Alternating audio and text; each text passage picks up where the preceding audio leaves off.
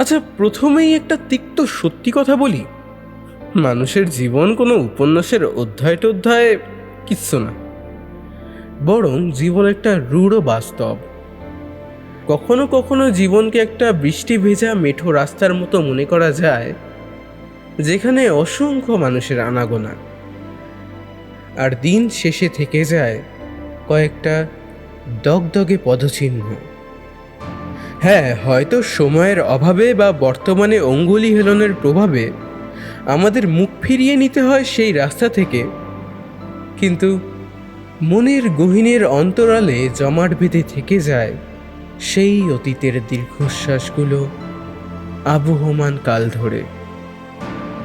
আমাদের আজকের গল্পটা সেই রকমই কিছু দীর্ঘশ্বাসের গল্প, একগুচ্ছ ভালোবাসা হারিয়ে ফেলে এক মুঠো জীবনকে আঁকড়ে বাঁচার গল্প। যে মানুষগুলো মরে গেছে, শুধু বেঁচে আছে তাদের অস্থি মজ্জামেদ সম্বিত রূপক শরীরটা। আজকের গল্পটা তাদের। জিটিসি প্রেজেন্টস অস্মিতা রয়ের আবহমান অবলম্বনে আসা যাওয়ার মাঝে, তবে আর কি।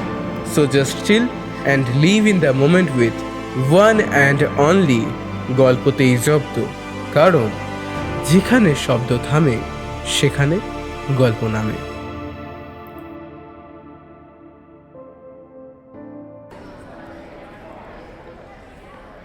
হাই, আমি তুলিকা। তুই?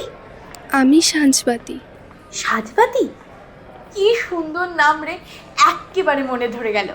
জানিস, তোর নাম নিয়ে না একটা দারুণ সুন্দর কবিতা লেখা যায়। ওই, তোর বাড়ি কোথায় রে? শিলিগুড়ি। তোর? বাবা, নর্থ বেঙ্গল। আমার তুই সোনারপুরে। তুই এখানে থাকবি কোথায়? আসলে হোস্টেলে অ্যাপ্লাই করেছি।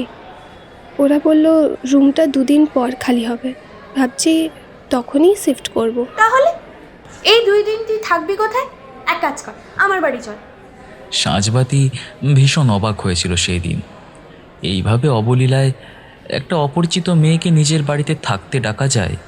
আমার সাথে বাবা এসেছে। একটা হোটেলে আছি আপাতত, পরে যাব না হয় একবার। হালকা হাসে তুলিকা। পেছন থেকে একটা অপরিচিত ছেলে এসে ওর কাঁধে টোকা দেয়। হাই, তুলিকা রাইট? ও, ইন্দ্রনীল। ও গড, দেখ আমি তোকে চিনতেই পারিনি। ভীষণই সপ্রতিভভাবে তুলিকাকে একটা সাইড হাক করে ইন্দ্রনীল। সাঁঝবাতি একপাশে দাঁড়িয়ে আছে। ইন্দ্রনীলকে দেখে একেবারে মন্ত্রমুগ্ধের মতো তাকিয়ে আছে। সাজবাতি, ও ইন্দ্রনীল আমাদেরই ব্যাচে। জানিস, এইবার বোঝে ও র্যাঙ্ক করেছে। আর ইন্দ্রনীল ও সাজবাতি, জানিস নর্থ বেঙ্গলে বাড়ি। হ্যালো সাঁঝবাতি। ইন্দ্রনীল হ্যান্ডশেকের জন্য হাতটা বাড়িয়ে দেয়। সাঁঝবাতিও হাত বাড়ায়। ইন্দ্রনীলের হাতের কাছে ওর হাতটা এইটুকু। ওর উষ্ণ হাতের ছোঁয়ায় সাঁঝবাতির বুকের ভিতর দিয়ে একটা গরম স্রোত নিচে নেমে গেল। সাঁঝবাতি লাজুক চোখে হাসে। তোর নামটা ভারী মিষ্টি। তোকে সাঁঝ বলে ডাকবো কেমন? ইন্দ্রনীলের হাসির ফাঁকে ওর গজদাঁতটা সাঁঝবাতির চোখে পড়ে।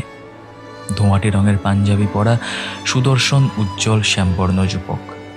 ভীষণ লম্বা ছেলেটা, মুখে দাড়ি গোঁফ নেই, কেমন একটা কবি কবি ভাব। আচ্ছা, এটাকেই কি ক্রাশ বলে? প্রাইমারির পর থেকে গার্লস স্কুল, বয়ফ্রেন্ড আবার কি জিনিস? তখন ছেলেদের দিকে তাকানোই রীতিমতো একটা চ্যালেঞ্জ। একটা ছেলে বন্ধু ছিল বটে, কিন্তু সে তো যাই হোক। প্রথম দেখাতেই ইন্দ্রনীলকে ভারী ভালো লাগে সাঁঝবাতির। গলার স্বরটা একটু হালকা, কিন্তু বলার ভঙ্গিটা খুবই মার্জিত। ইন্দ্রনীল ওদের কাছ থেকে এগিয়ে গিয়ে আরেক দল বন্ধুদের সঙ্গে কথা বলতে শুরু করলো। ভেরিফিকেশন শেষ হলো প্রায় 2টোর দিকে। তারপর ওরিয়েন্টেশন। প্রায় সবাই বসে পড়েছে। কয়েকজন সিনিয়র এসে কথাবার্তা বলছে সবার সাথে। কিছুজন হাতে হাতে প্যাম্পলেট বিলি করছে। 2জন প্রফেসর চলে এসেছেন। একটা ছেলে দৌড়াতে দৌড়াতে দরজার কাছে এসে দাঁড়ালো। May I come in sir? Yes yes, প্রথম দিনেই দেরি? ইয়েস, সরি স্যার, আসলে থাক থাক, সবাইকে নিজের নাম বলো, তারপর গিয়ে কোথাও একটা বসো। নমস্কার বন্ধুগণ, আমি অভ্র। তোদের সবার সাথে ফাইনাল দেখা হয়ে দারুণ লাগলো। আগামী 3টে বছর আমরা একসাথে কাটাবো, খুব আনন্দ হবে। এক নিঃশ্বাসে বলে ছেলেটা শটান গিয়ে লাস্ট বেঞ্চে বসে পড়ল। মাঝারি উচ্চতার, একটু স্বাস্থ্যবান ছেলে, দৌড়ে এসেছিল বোধহয়। হাঁফাতে হাঁফাতে মুখটা লাল হয়ে গেছে, রোদে পোড়া উজ্জ্বল বর্ণ শরীরে, এক মুখ দাড়ি গোঁফ, দেখলেই বেশ আতেল গোছের বুদ্ধিজীবী লাগে। ওকে দেখে সাজবাতির প্রথম ইমপ্রেশনটা এরকম ছিল যে কি পাগলাটে ছেলে রে বাবা। ওরিয়েন্টেশন শেষ হতে হতে বিকেল। ঠান্ডা বিরিয়ানির প্যাকেট হাতে সিলেবাসের আকাশ পাতাল ঠাহর না করতে পেরে বেজার মুখে ওরা যখন ক্লাসরুম থেকে বেরোলো, ততক্ষণে অভ্র শেষ বেঞ্চে বসে থাকতে থাকতে ঘুমিয়ে পড়েছে। সুমিত ওকে ডেকে নিয়ে গেল। তারপর থেকে হোস্টেলে শিফট, ক্লাস শুরু, সবেতেই তুলিকা সাঁঝবাতির পাশে থেকেছে। ইন্দ্রনীল ছিল যদিও। তুলিকা যখনই ওকে ডেকেছে ইন্দ্রনীল এক কথায় হাজির। এই তো সেদিনের কথা, ক্লাস থেকে বেরিয়ে এই বলছি, সরোবরে যাবি? প্রশ্নটা ইন্দ্রনীল তুলিকাকে করেছিল, কিন্তু উত্তরটা সাঁঝবাতি দেয়। যাবি? চল। ইন্দ্রনীল কিছু বলে না, শুধু ওর দিকে একবার তাকায়, আর পরক্ষণেই তুলিকার দিকে তাকিয়ে ভুরু তুলে ইশারা করে। চল, তাহলে সবাই মিলে যাওয়া যাক। সাঁঝবাতিকে সাথে নেওয়ায় ইন্দ্রনীল মনে মনে একটু ক্ষুণ্ণ হয়, মুখে সেটা প্রকাশ পেয়ে যাচ্ছিল। তুলিকা সেটা কোনো রকমে ম্যানেজ দিয়ে নিয়ে যায়। সাঁঝবাতি সেটা দেখেও না দেখার ভান করে। এমন তো কতবারই না হয়েছে। ইচ্ছে করে প্রতিবার ইন্দ্র সাঁঝবাতিকে দিয়ে ওর আর তুলিকার ছবি তোলাতো। একটা সময় তো সাঁঝবাতির মনে হতো শুধু ওদের দুজনের ছবি তোলার জন্য ওকে সাথে করে নিয়ে যাওয়া হয়েছে। তুলিকা মেয়েটা ভালো, ও প্রথম থেকেই বুঝেছিল ইন্দ্র ওর প্রতি দুর্বল, আর সাঁঝবাতি ইন্দ্রর প্রতি।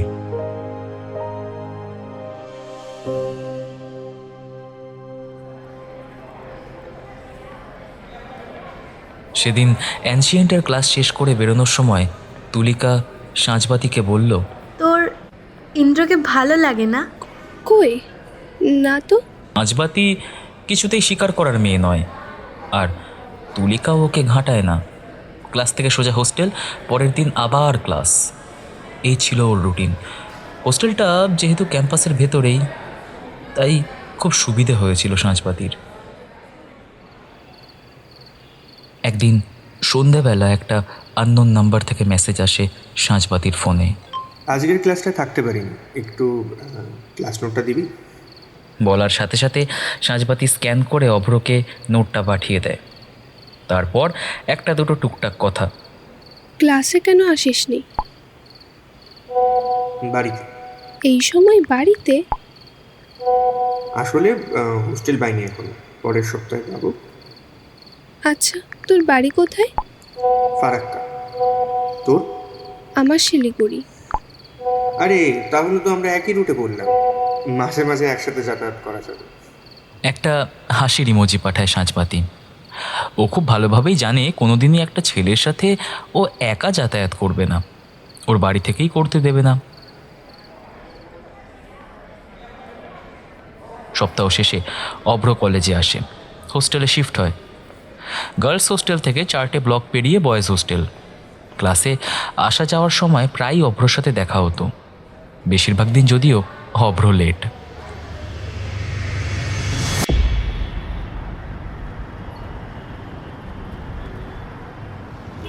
পকেট মিররে নিজের লিপস্টিকের শেডটা আর একটু গাঢ় করে নেয় সাঁঝবাতি। হাইওয়ে দিয়ে ঝড়ের গতিতে গাড়ি চলছে। পার্ক স্ট্রিটের কাছে মিনিট 10 ট্রাফিকে দাঁড়িয়ে জানালার কাঁচ নামিয়ে শহরের আলোগুলো দেখছে মেয়েটা। 2 দিন আগে 25শে ডিসেম্বর গিয়েছে।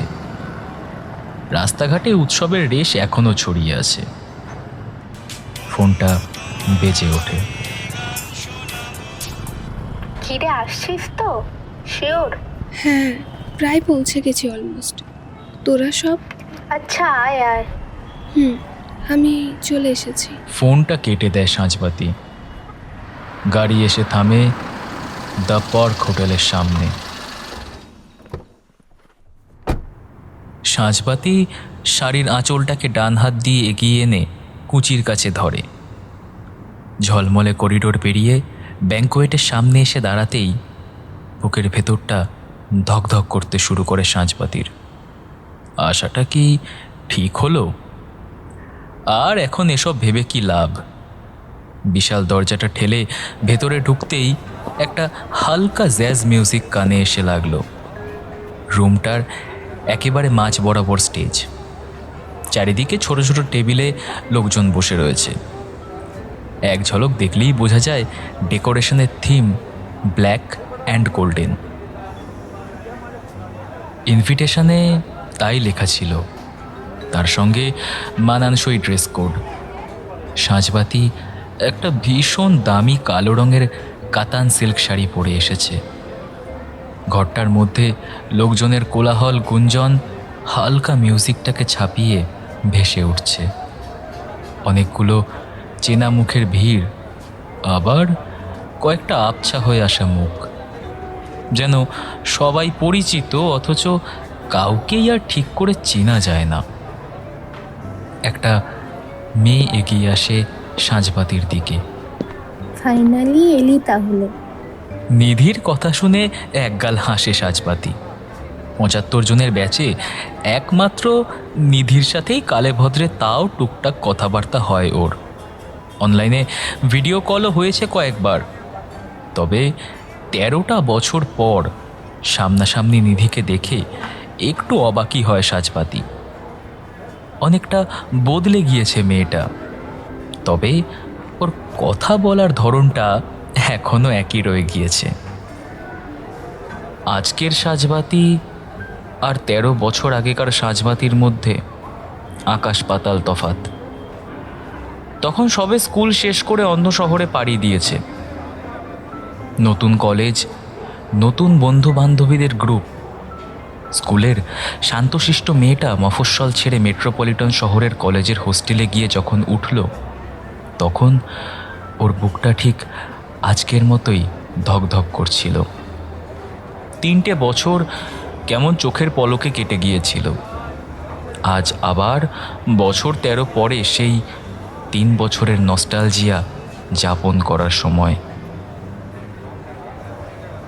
নিধি সাঁঝবাতিকে নিয়ে একটা টেবিলে বসলো। সেখানে আরেকজন বসে আছে, নিলয়, নিধির হাজব্যান্ড। ইনভিটেশন কার্ডেও +1 লেখা ছিল, কিন্তু সাঁঝবাতি একাই এসেছে। একটা দুটো কথা বলে দুই বান্ধবীকে নিরবিলিতে গল্প করতে দিয়ে নিলয় উঠে স্ন্যাক্সের কাউন্টারের দিকে গেল। অনুষ্ঠান এখনো শুরু হয়নি। অর্ধেকের বেশি লোক তো এখনো আসেইনি। আর কেউ আসবে না নাকি? স্টেজের আশেপাশে নীলাঞ্জন আর সংঘমিত্রা হাতে কাগজ নিয়ে ঘোরাঘুরি করছে। এই রিইউনিয়নের মূল উদ্যোক্তা এরাই। ট্রেতে করে ওয়েটাররা ওয়েলকাম ড্রিঙ্ক সার্ভ করছে। নিধি একটা ব্লু লাগুন আর সাঁঝবাতির জন্য একটা ভার্জিন মইতো নিল। আমার যে মোহিত পছন্দ সেটা তোর মনে আছে নাকি এমনি? ক্যাফেতে গিয়ে তো খালি গ্লাসে লেবু জল গিলতিস, মনে থাকবে না? কথাটা অবশ্য ঠিক। আগে সপ্তাহে অন্তত একবার কলেজের পাশের গলিতে থাকা ক্যাফে ডিলাইটে গিয়ে একটা এক্সট্রা সুগার দিয়ে ভার্জিন মোহিতো না খেলে মেজাজটা গরম হয়ে থাকতো। কিন্তু এখন আর এটা মুখে পর্যন্ত তুলতে ইচ্ছা করছে না। পাশের টেবিল থেকে সায়ন্তনী আর রঞ্জনা ওদের পাশের ফাঁকা চেয়ারগুলোতে এসে বসলো। আরে আরে, Sanjhbati ji, is this real? Am I seeing right?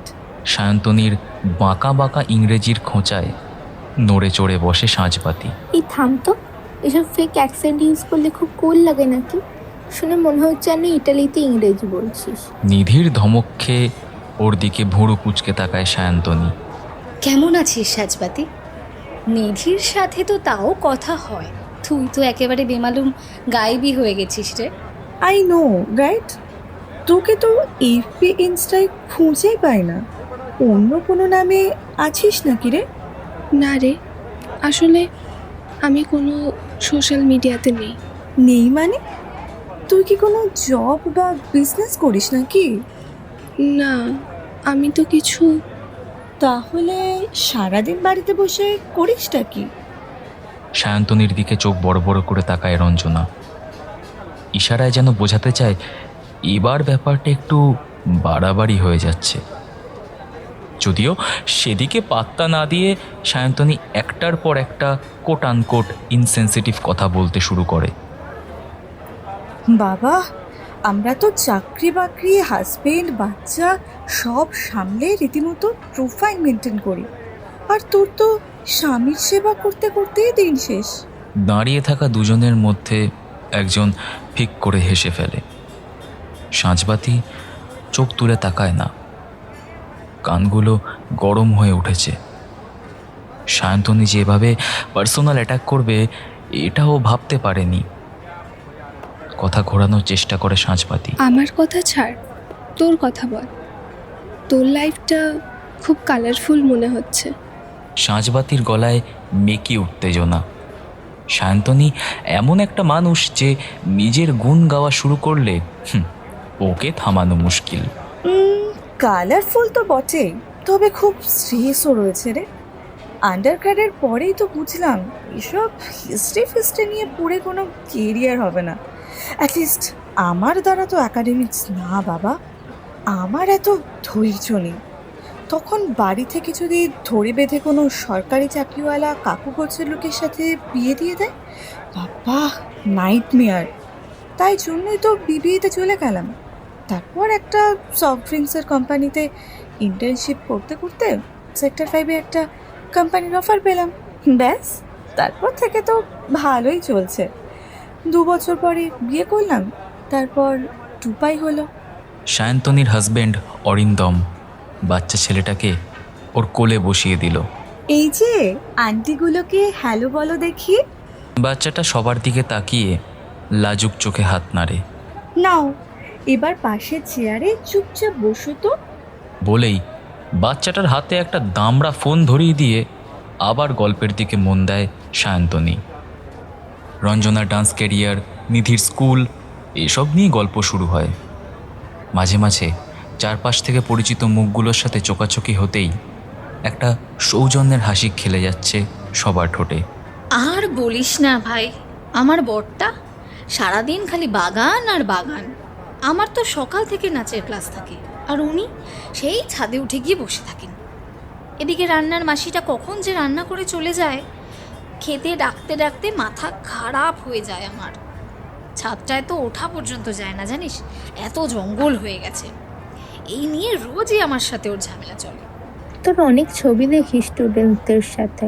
হ্যাঁ, ওই কম্পিটিশনগুলো থাকে, ওখানেই নিয়ে যেতে হয়। দেখলি তো সাজবাতি, এই জন্য একটা প্রোফাইল রাখতে হয়, না হলে তো কার জীবনে কি চলছে সেসব জানতেই পারবি না। কথাটা বলেই চুপ করে যায় সায়ন্তনী। বলতে বলতে কি একটু বেশি বলে ফেলল। সাঁঝবাতি ওর দিকে মন না দিয়ে রঞ্জনাকে বলে, তোরা একবার রবীন্দ্রভারতী ন্যাশনাল থিয়েটারে পারফর্ম করেছিলি না? হ্যাঁ তো, কিন্তু তুই। আসলে আমি ওই প্রোগ্রামটাই গিয়েছিলাম। তাই নাকি? আমি তো তোকে। আমি অডিয়েন্সে ছিলাম। তোর মেয়েরা 3rd প্রাইজ পেয়েছিল, রাইট? হ্যাঁ, প্রথম পুরস্কার ওটা আমাদের। তারপর থেকে আরও কয়েক জায়গায় পেয়েছে। আচ্ছা, তুই কি হায়দ্রাবাদে থাকিস? হ্যাঁ রে, ওখানে? আমার হাজবেন্ডের পোস্টিং ওখানেই। ও আচ্ছা। তোর হাজবেন্ড আসেনি? আমারটার নাকি গোলাপের চারাগুলো আজকেই লাগাতে হবে। এই ঠান্ডার মধ্যে রাত্রিবেলা বলতো কোনো মানে হয়? আবার একটা আনারসের গাছও লাগিয়েছে। যাই হোক, ভালো লাগে না আর। কি যেন বলছিলাম, ও হ্যাঁ, হাজবেন্ড আসেনি তোর? একাই এলি? হ্যাঁ, একাই এলাম। আসলে ওর আজ আর কাল অডিট রয়েছে। তা এখানে এসে কোথায় উঠেছিস? আমার শ্বশুর বাড়ি তো কলকাতাতেই, ওখানেই উঠেছি। মাইকে নীলাঞ্জনের গলা শোনা যায়। সবাই ঘুরে বসে স্টেজের দিকে। 13 বছর পর সবার দেখা। জানি অনেক গল্প, অনেক গসিপ বাকি আছে, আর সেগুলো হতেও থাকবে, কিন্তু আজকে আমাদের এই যে রিইউনিয়নের সন্ধ্যা, সেটাকে তো এগিয়ে নিয়ে যেতে হবে নাকি? মৃদু হাততালিতে ঘরটা ভরে ওঠে। লাঞ্চ ব্রেকে ইনস্টা স্ক্রোল করতে করতে আমাদের একটা জুনিয়রদের ব্যাচের রিউনিয়ন দেখি, তো আজ সন্ধ্যের ইভেন্টের আইডিয়া সেখান থেকে। সংঘমিত্রাকে মাঝখানে থামিয়েই নীলাঞ্জন বলে ওঠে, ব্যাস, আর কি? আমাকে আইডিয়াটা বলার পর টু বি অনেস্ট আমি ফার্স্টে স্ট্রেট ফরওয়ার্ড না বলেছিলাম। এত বছর আগের আমাদের ব্যাচ, তার উপর আমরা মিলেনিয়াম, একটা কারোর সাথে তেমন যোগাযোগ নেই।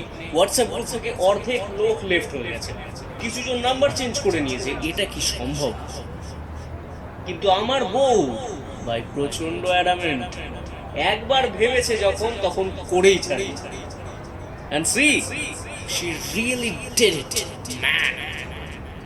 ওই যে কি বলে না, ও হ্যাঁ, চিরুনি তল্লাশি করে সবাইকে খুঁজে খুঁজে ইনভিটেশন পাঠিয়েছে, ক্যালিফোর্নিয়া থেকে সব অ্যারেঞ্জ করেছে। অ্যান্ড সি, এখনো পর্যন্ত 56 জন এসেছে, 56 people. This is huge man, this is huge. এমন অনেকের সাথে আজ দেখা হয়েছে যাদের সাথে আর কখনো দেখা হবেই না ভেবেছিলাম। Can you imagine? সংঘমিত্রা হেসে বলতে থাকে, আচ্ছা, আগেই বলি, একটা কনফিউশন রাখা হয়েছে কলেজের ফ্রেশার্স ফেয়ারওয়েল। আমরা কনফিউশনে গেম খেলতাম না, এটা ওই খানিকটা ওই রকমই, শুধু এবার আমরা একে অপরে কনফিউশন লিখব না, বরং আমরা নিজেদের জীবন সম্পর্কে কনফিউশন করব। কয়েকটা গান হয়ে যাওয়ার পর সেটা শুরু হবে। ততক্ষণে আশা করি আর যাদের আশার আছে তারাও চলে আসবে। প্রথম গান গাইবে দীপ্তাংশু কাম। গান শুরু হতেই সবাই আবার যে যার মতো গল্পে মশগুল হলো। কিছুজন আবার মন দিয়ে গান শুনছে। Nidhi 2 plate crispy chilli baby corn এনে ওদের টেবিলে রাখলো। শান্তনির ছেলেকে ওর বর নিয়ে গেছে। ভাই, তোর তুলির সাথে কথা হয়? হ্যাঁ রে, কয়েকবার হয়েছিল। একবার ক্যাফেতে দেখার কথা হয়েছিল, কিন্তু আমার তো স্কুল সাউথে আর তুলির কলেজ নর্থে, একে তো সময়ই পাওয়া যায় না, তারপর এতটা পথ যাওয়া আসা। আর তুলির বেস্ট ফ্রেন্ডের? না রে, আমার সাথে কথা হয় না। এটাই জানতে চাইছিলি তো? হ্যাঁ, ইটস ভেরি ট্র্যাজিক। থাক না। রঞ্জনা শান্তনীকে বলে, চূড়ান্ত অনিচ্ছা সত্ত্বেও সাজবাতি আবার ওই মৈততার দিকে মন দেয়। ও খুব একটা পাত্তা দিচ্ছে না দেখে শান্তনী রঞ্জনা আর নিধিকে অফিসের গল্প শোনাতে শোনাতে তারপর ছেলের স্কুলের গল্প শোনাতে শুরু করে। কিন্তু সাজবাতির কানে সেসব যায় না। চারিদিকের আওয়াজ কম হয়ে আসে। ওর কি তুলির কথা মনে পড়ছে? সাজবাতির কাঁধে একটা টোকা পড়ে। ও পেছনে ঘুরে তাকায়। তুলিকা দাঁড়িয়ে আছে। ঠিক 13 বছর পর তুলিকার সাথে আবার দেখা হলো সাজবাতির। দেখে প্রথমটা ঠিক চিনতে পারে না এটা তুলিকা। সেই হাড়গিলে খিটখিটে মেয়েটা, সেই ট্যাঙ্ক টপ আর রিপড জিন্স পরা মেয়েটাই এই। একটা হলুদ রঙের শাড়ি আর লাল লিপস্টিকে মোড়া গোল গোল গালের ফাঁকে একটা হালকা হাসি লেগে রয়েছে। তুলি? এক পলকে সাজবাতির চোখে জল চলে আসে। যেই বান্ধবীকে ছাড়া একসময় তার একটা দিনও চলতো না, আজ তাকে দেখে মনে হচ্ছে একজন স্ট্রেঞ্জার, নেহাতি একটা অপরিচিত মানুষ, যাকে আদৌ ও কোনোদিন চিনত।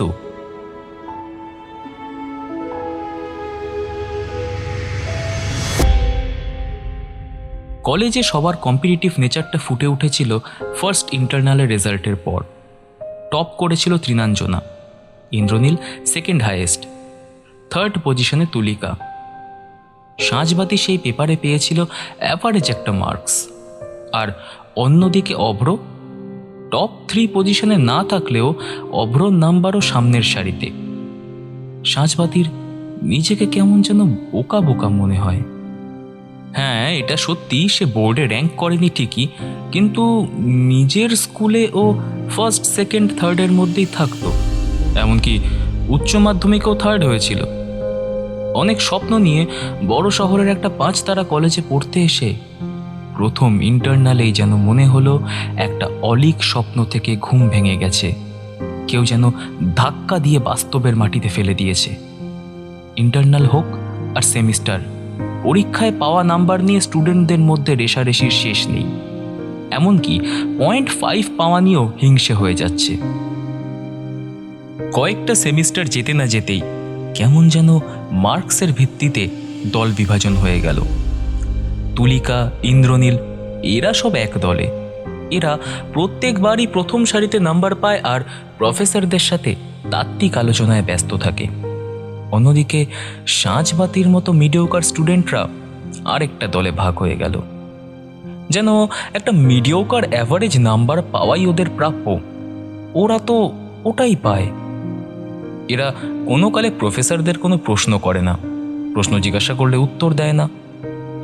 অভ্র কোনো কালে নাম্বার নিয়ে খুব একটা গা করেনি, ক্লাসই বা আসতো কয়দিন। সপ্তাহের মধ্যে যদি 2 দিনও অভ্রকে ক্লাসে পাওয়া যেত তাই অনেক। ক্লাস নোটগুলো সবই সাঁঝবাতি অভ্রকে সময় মতো পাঠিয়ে দিত।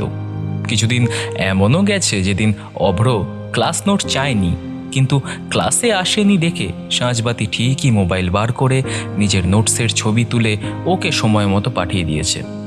একটাও ক্লাসে না এসে কিভাবে প্রথম সারিতে নাম্বার পাওয়া যায় তা সাঁঝবাতির জানা ছিল না।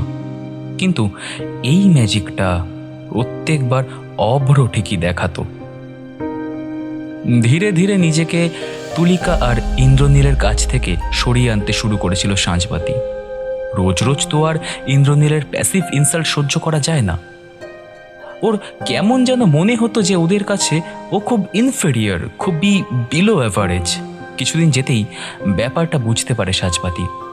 এই র্যাঙ্কারদের দলে ওর কোনো স্থান নেই। যেন ভগবান পৃথিবীর সমস্ত ইন্টেলেকচুয়াল অ্যাবিলিটি শুধু ওই ছেলে মেয়েগুলোর মধ্যেই দিয়েছেন, আর কারোর মধ্যে নয়। একদিন ক্লাস শেষে ক্যাফেটেরিয়ায় বসে একা একা চা খাচ্ছিল সাঁঝবাতি। তুলিকা এসে বলে, ওই কি রে, থার্ড সেম শুরু হওয়ার পর থেকে তোকে তো আর দেখতেই পাচ্ছি না। কোথায় থাকিস তুই? তোর তো এলিট গ্রুপ আছে, তাদের সাথে ব্যস্ত থাকিস, আমাকে দেখতে পাবি কি করে? তুই কি আমার উপর রাগ করেছিস সাঁঝবাতি? না রে, তোর ওপর কেন রাগ হতে যাবে আমার? না মানে তোর কথার টোন শুনে মনে হলো। তাই আমার কথার টোন শুনে তোর মনে হলো? আর দিনের পর দিন যে তোর ফ্রেন্ড সার্কেলের সাথে ঘুরতে যাওয়ার জন্য আমাকে টিচ করে এসেছিস, তার বেলা মনে হয়নি আমার কেমন লাগতে পারে? আচ্ছা ঠিক আছে, চল আজকে আমরা সবাই মিলে গোল পার্ক যাচ্ছি। না রে, আমি যাব না, তোরা যা। আরে ইন্দ্র যাবে তো, চ। তুলিকার সাথে দূরত্ব বাড়ার সঙ্গে সঙ্গে নিধির সাথে ভালো বন্ধুত্ব জমে উঠেছিল সাঁঝবাতির। নিধিও ছিল ঠিক ওর মতোই। ওদের মধ্যে কোনোদিন নাম্বার নিয়ে মন কষাকষি হয়নি। যে যার মতো নাম্বার পেয়েছে তাতে ওদের মধ্যে কোনোদিনও বন্ধুত্বের টানাপোড়েন তৈরি হয়নি। হয়তো তুলিকার সাথেও হতো না, কিন্তু ইন্দ্র। অন্যদিকে সাঁঝবাতির জীবনে অভ্রর আগমন হয়েছিল খুব সাধারণভাবে, যেন গল্পের কোনো প্লট নয়, বরং দৈনন্দিন একটা অভ্যাস হয়ে উঠেছিল ও। একদিন মডার্নের ক্লাস চলাকালীন নিধি সাঁঝবাতিকে কনুই দিয়ে ধাক্কা মেরে বলে, দেখ দেখ অভ্র কিভাবে তোর দিকে তাকিয়ে আছে। প্রথমে বিষয়টা খেয়াল করেনি সাঁঝবাতি। নিধির কথা শুনে থার্ড বেঞ্চের কর্নারের দিকে তাকাতেই অভ্রর সাথে চোখাচোখি হয়ে যায়। চোখ সরিয়ে নেয় সাঁঝবাতি। ও কি ঠিক দেখল? না, মনের ভুল হবে হয়তো, কিন্তু না, বেশ কয়েকদিন লক্ষ্য করছে ব্যাপারটা। অভ্র ঠিক ওরই দিকে তাকিয়ে থাকে। একবার তো ক্লাসের মধ্যে শকুন্তলা ম্যাম বলেই বসলেন, কি অভ্র, একটু খাতার দিকেও মনটা দাও। সবসময় ফার্স্ট বেঞ্চের দিকে তাকিয়ে থাকলে হবে? গোটা ক্লাস জুড়ে হাসির ফোয়ারা ছুটে যায়। সাঁঝবাতির গালগুলো লাল হয়ে ওঠে। বেশ অপ্রস্তুত হয়ে পড়েও। ক্লাস শেষ হলে ক্লাস থেকে বেরিয়ে অভ্রকে হাত ধরে টানতে টানতে আলাদা করে নিয়ে গিয়ে বলেছিল, তুই এরকম কেন করিস রে? কেমন করি আমি? ইয়ার কি মারছিস? তোর কি মনে হয় সাজবাতি আমি তোর সাথে আর কি মারছি? অভ্রর গুরুগম্ভীর গলা শুনে সাঁঝবাতি মুখ ঘুরিয়ে হোস্টেলের দিকে হাঁটতে থাকে। সাঁঝবাতির কেবল মনটা খারাপ হয়ে যায়। অভ্র ওর ভালো বন্ধু, এই কয়েক মাসেই ওদের খুব ভালো বন্ধুত্ব হয়েছে। হ্যাঁ, একই ট্রেনে বাড়ি যাওয়া বা কলেজে আসা হয়নি, কিন্তু অভ্র খুব ভালো ছেলে, যাকে বলে জেন্টলম্যান। সাঁঝবাতির প্রত্যেকটা কথা শোনে সে, কিন্তু বন্ধুর ঊর্ধ্বে আর কোনোভাবেই অভ্রকে দেখতে পারে না সাঁঝবাতি। ওর মনটা সেই প্রথম দিন থেকেই ইন্দ্রর কাছে পড়ে আছে।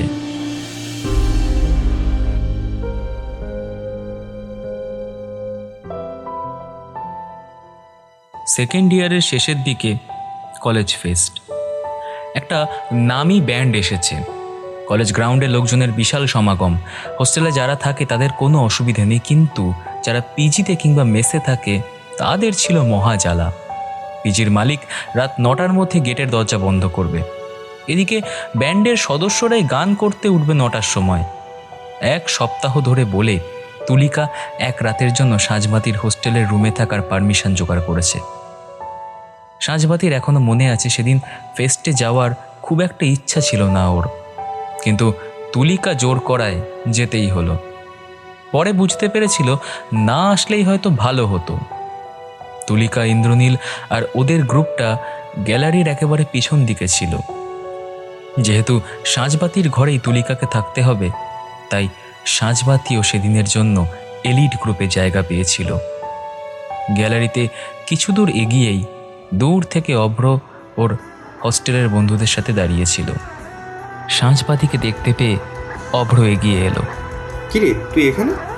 বললি যে আসবি না। আসতে হলো। তুই কখন এলি? এই তো, শেষ অবধি থাকবি? হ্যাঁ, তুলি থাকবে আমার সাথে। ফেরার সময় বলিস। হ্যাঁ। গান শুরু হতেই সেই একই ভীষণ চিৎকার, তার সাথে প্রচণ্ড নাচানাচি। পেছনের দিকে যারা ছিল তাদের প্রায় প্রত্যেকের হাতেই মদের গ্লাস। সাঁঝবাতি বা তুলিকা কেউই এসব খায় না। ইন্দ্রনীল একটার পর একটা বোতল খুলে যাচ্ছে। এখানটায় প্রচণ্ড সিগারেটের ধোঁয়া। কাশি শুরু হয়ে যায় সাঁঝবাতির। মুখে রুমাল চেপে কাশি আটকাতে থাকে। হেই গাইস, বলছি যে বাকার্ডি চলবে তো? এনে, এটা ম্যাঙ্গো চিলি। অবাক করার মতো বিষয় হলো, আজ তুলিকা হাত বাড়িয়ে গ্লাসটা নেয়। সাঁঝবাতিকে দিতে গেলে সে হাত দেখিয়ে মানা করে। নেশার ঘোরেই বোধ হয় ইন্দ্রনীল সাঁঝবাতির খুব কাছে চলে এসেছে। খা না, সারা জীবন তো জাস্ট একটা ভিতুর মতোই বাঁচলি, কি হবে একদিন খেয়ে নিলে। চিল। মদ খাওয়াটা কি তোর কাছে খুব বিরক্তের? আর সিগারেটটাকে আমার মুখের সামনে থেকে সরা।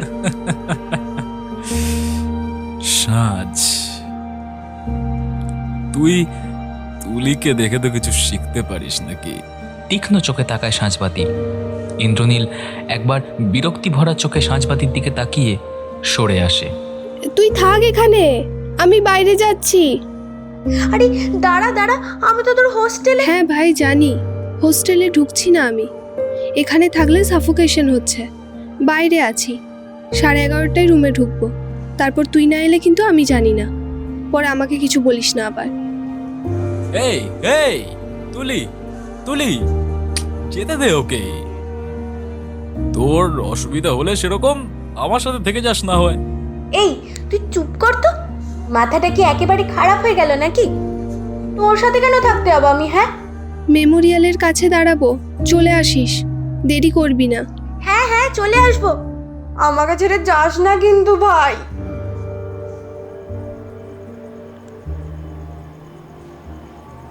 শেষের কথাগুলো মিলিয়ে এলো। সাঁঝবাতি হন্তদন্ত হয়ে সেখান থেকে বেরিয়ে গেল। ভিড় কাটিয়ে অনেকটা এগিয়ে এসেছে সবে। এদিকটায় লোকজন খুবই কম। কি করবে? তাড়াতাড়ি হোস্টেলে গিয়ে নিচে দাঁড়িয়ে থাকবে তুলিকার জন্য।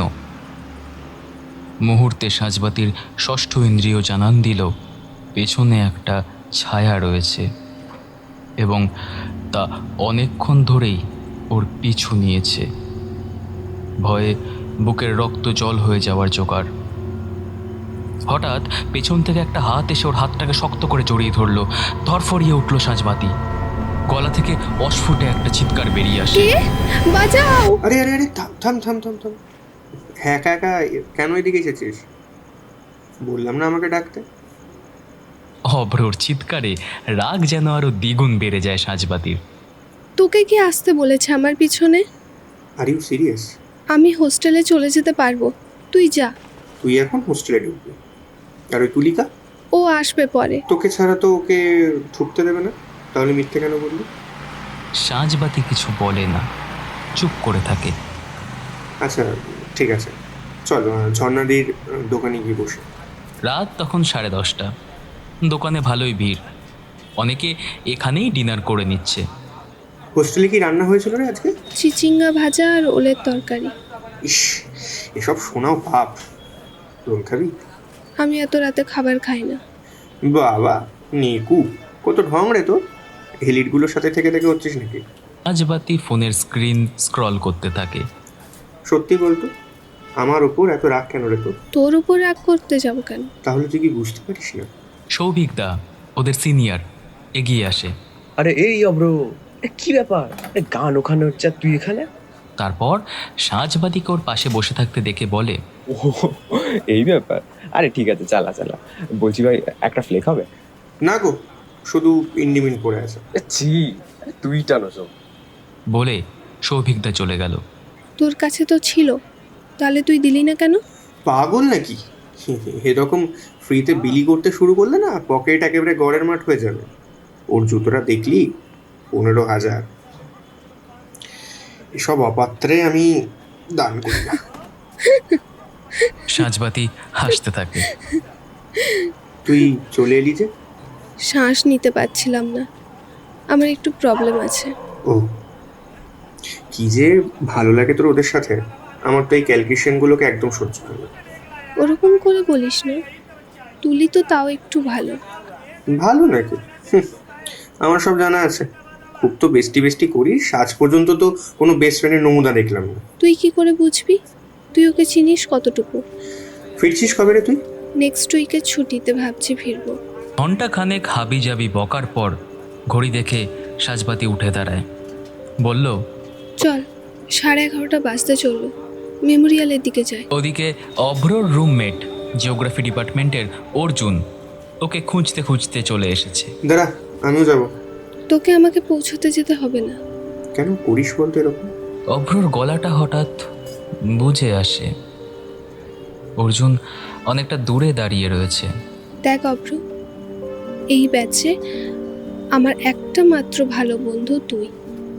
আমি চাই না আমাদের এই বন্ধুত্বটা নষ্ট হোক। সারা জীবন তুই বন্ধু বন্ধু করে যাবি বল? আর আমি তো তোকে... আর একটা শব্দও যদি তুই বলিস, তাহলে তোর সাথে কোনোদিনও কথা বলবো না, সব জায়গা থেকে ব্লক করে দেব। যদি বন্ধুত্বটা রাখার একটা ফোঁটাও ইচ্ছে, ওই ইন্দ্রটার জন্য, যদি বন্ধুত্বটা রাখার একটা ফোঁটাও ইচ্ছে থাকে, তাহলে আর জীবনেও এগুলো মেনশন করিস না। কারণ মানুষটা আমি খুব নিষ্ঠুর, বুঝলি? একবার যদি ভেবে নি, তাহলে সেটা করেই ছাড়বো। বলে মুখ ঘুরিয়ে গটগট করে হাঁটতে থাকে সাঁঝবাতি। ল্যাম্পপোস্টের কাছে তুলিকা দাঁড়িয়েছিল। ওকে এদিকে আসতে দেখে একসাথে হোস্টেলের দিকে এগোলো। অভ্র একটা নিরাপদ দূরত্ব থেকে ওদের ফলো করছে।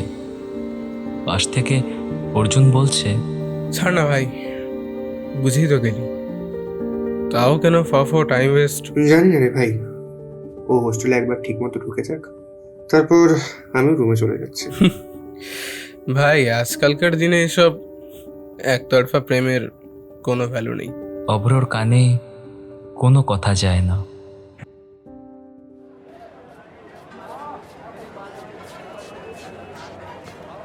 কেমন আছিস সাজবাতি? আছি রে, তুই? আমিও ভালোই আছি। তোর বই বেরিয়েছে দেখলাম। হ্যাঁ, এই নিয়ে 4 নম্বর হলো। কলকাতাতেই থাকছিস? হুম, এখানেই কলেজে পড়াচ্ছি। মাঝে মাঝে রিসার্চের কাজে এদিক ওদিক যেতে হয় আর কি। তুই? আমি তো হায়দ্রাবাদে। আবার দুজনে চুপ। ও, পাশ থেকে নিধি বলে, কি ঢুকলো দেখলি? তিনজনে একসাথে দরজার দিকে তাকায়। ইন্দ্রনীল ঢুকেছে। পাশে মেয়েটা কে রে? নিধি প্রশ্ন করে, কোনো উত্তর আসে না। তুলিকা আর সাঁঝবাতি একসাথে তাকিয়ে রয়েছে। বউ হবে। সাঁঝবাতি হাতের গ্লাসটা নামিয়ে রেখে চোখ ফিরিয়ে নেয়। সত্যি কত কাণ্ড। শেষ মেষ ইন্দ্রর বউটাকে দেখবার সৌভাগ্য হলো। তবে তুলির কথা শুনে হাসে সাঁঝবাতি। ওদের মধ্যে গুমোট অস্বস্তিটা আস্তে আস্তে কাটছে।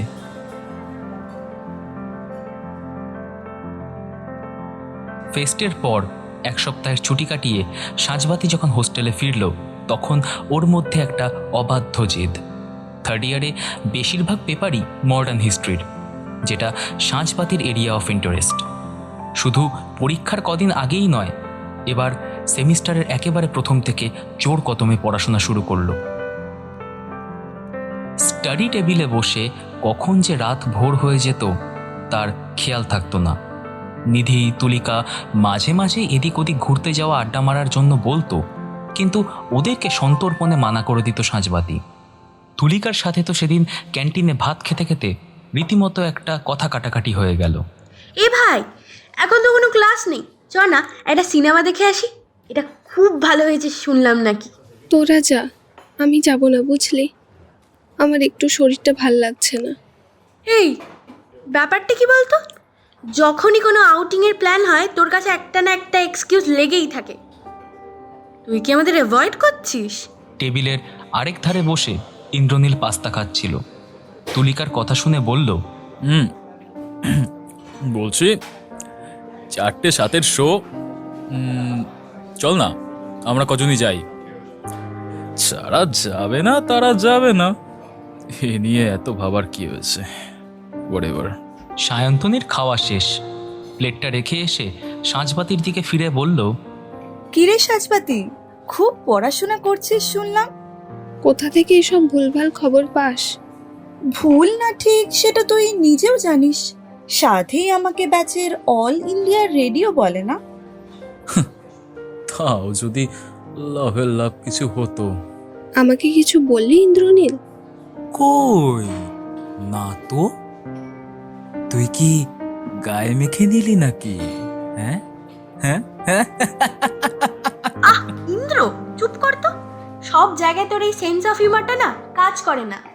তুলিকা গলা চড়ায়, কিন্তু সাঁঝবাতি বিনা বাক্য ব্যয় বেরিয়ে এসেছিল। এ শুধু একদিনকার ঘটনা নয়, এর আগেও অনেকবার সাঁঝবাতি শুনেছে ইন্দ্রনীল ওকে কিংবা ওদের মতো মিডিওকার ছেলে মেয়েদের নিয়ে কেমন কথা বলে বেড়ায়। একবার লাইব্রেরিতে ওদের থেকে কয়েকটা পেছনের টেবিলে বসেছিল সাঁঝবাতি। ওরা হয়তো সেটা বুঝতে পারেনি, আর বুঝবেই বা কী করে? ওরা ভাবে একমাত্র ওদের মতো ইন্টেলেকচুয়ালরাই লাইব্রেরিতে এসে পড়াশোনা করে। ঘন্টা 3 ধরে আড্ডা মারার পরে কথায় কথায় ইন্দ্রনীল বলেছিল, আরে সব সাজবাতি টাজবাতি ধরনের স্টুডেন্টরা যতই চেষ্টা করুক, এই ধরে নে 60%। ইন্দ্রনীল তোকে কি এভাবে স্পেকুলেট করতে বলেছে? ওহ কাম অন তুলি, তুই সাজবাতিকে ডিফেন্ড করছিস? ডিফেন্ড?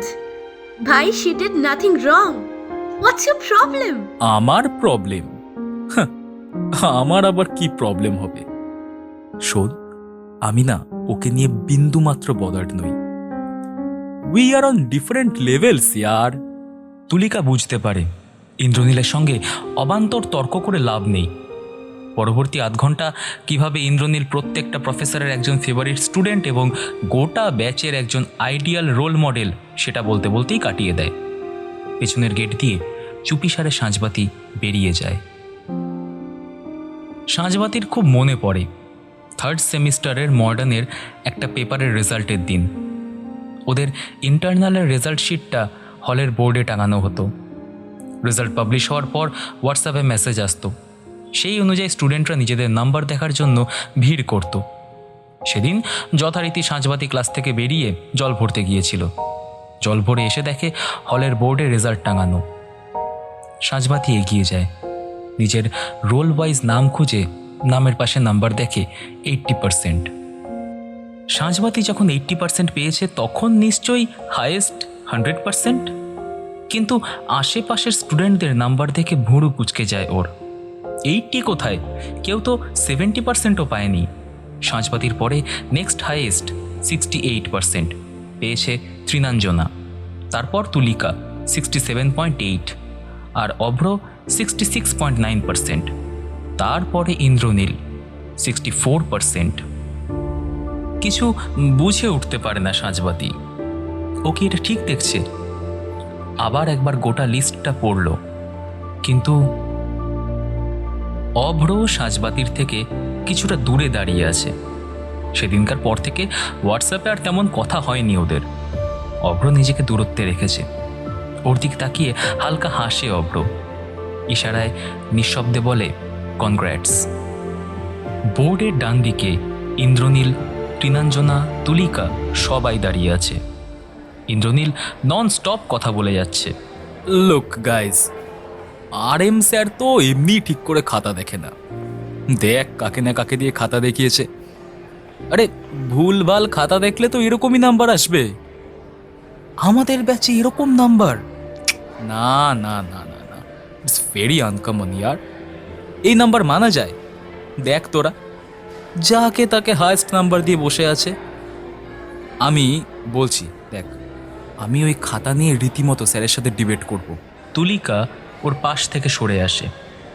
তখন থেকে অনর্গল ইন্দ্রর বকবক শুনতে শুনতে মাথাটা গরম হয়ে যাচ্ছিল ওর। সাঁঝবাতির চোখে জল আসে, মুখ নিচু করে ওখান থেকে বেরিয়ে যায়। ক্যাম্পাসের বাইরে একটা চায়ের দোকানে এসে 1 কাপ দুধ চা অর্ডার দিয়ে বেঞ্চে বসে। রুমাল দিয়ে চোখ ঢেকে রেখেছে, রুমালটা ভিজে গেছে খানিকটা। একটা গোল ফ্লেক দিও তো। ঠোঁটের গোড়ায় দিয়ে সবে লাইটারটা ধরাতে যাবে, তখনই সাঁঝবাতি চোখ খোলে। অভ্র সিগারেটটা ধরাতে গিয়েও সেটা বন্ধ করে পকেটে ঢুকিয়ে দেয়। সাঁঝবাতির চোখ লাল।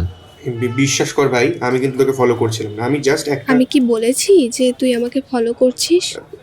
না মানে আসলে সশব্দে একটা দীর্ঘশ্বাস ছেড়ে সাঁঝবাতি মাথা নিচু করে বসে থাকে। 1 কাপ 2 কাপ করে 4 কাপ চা শেষ। সন্ধ্যা হয়ে আসছে। এখনও সাঁঝবাতি ঠায় ওই বেঞ্চের কোণাতেই বসে আছে।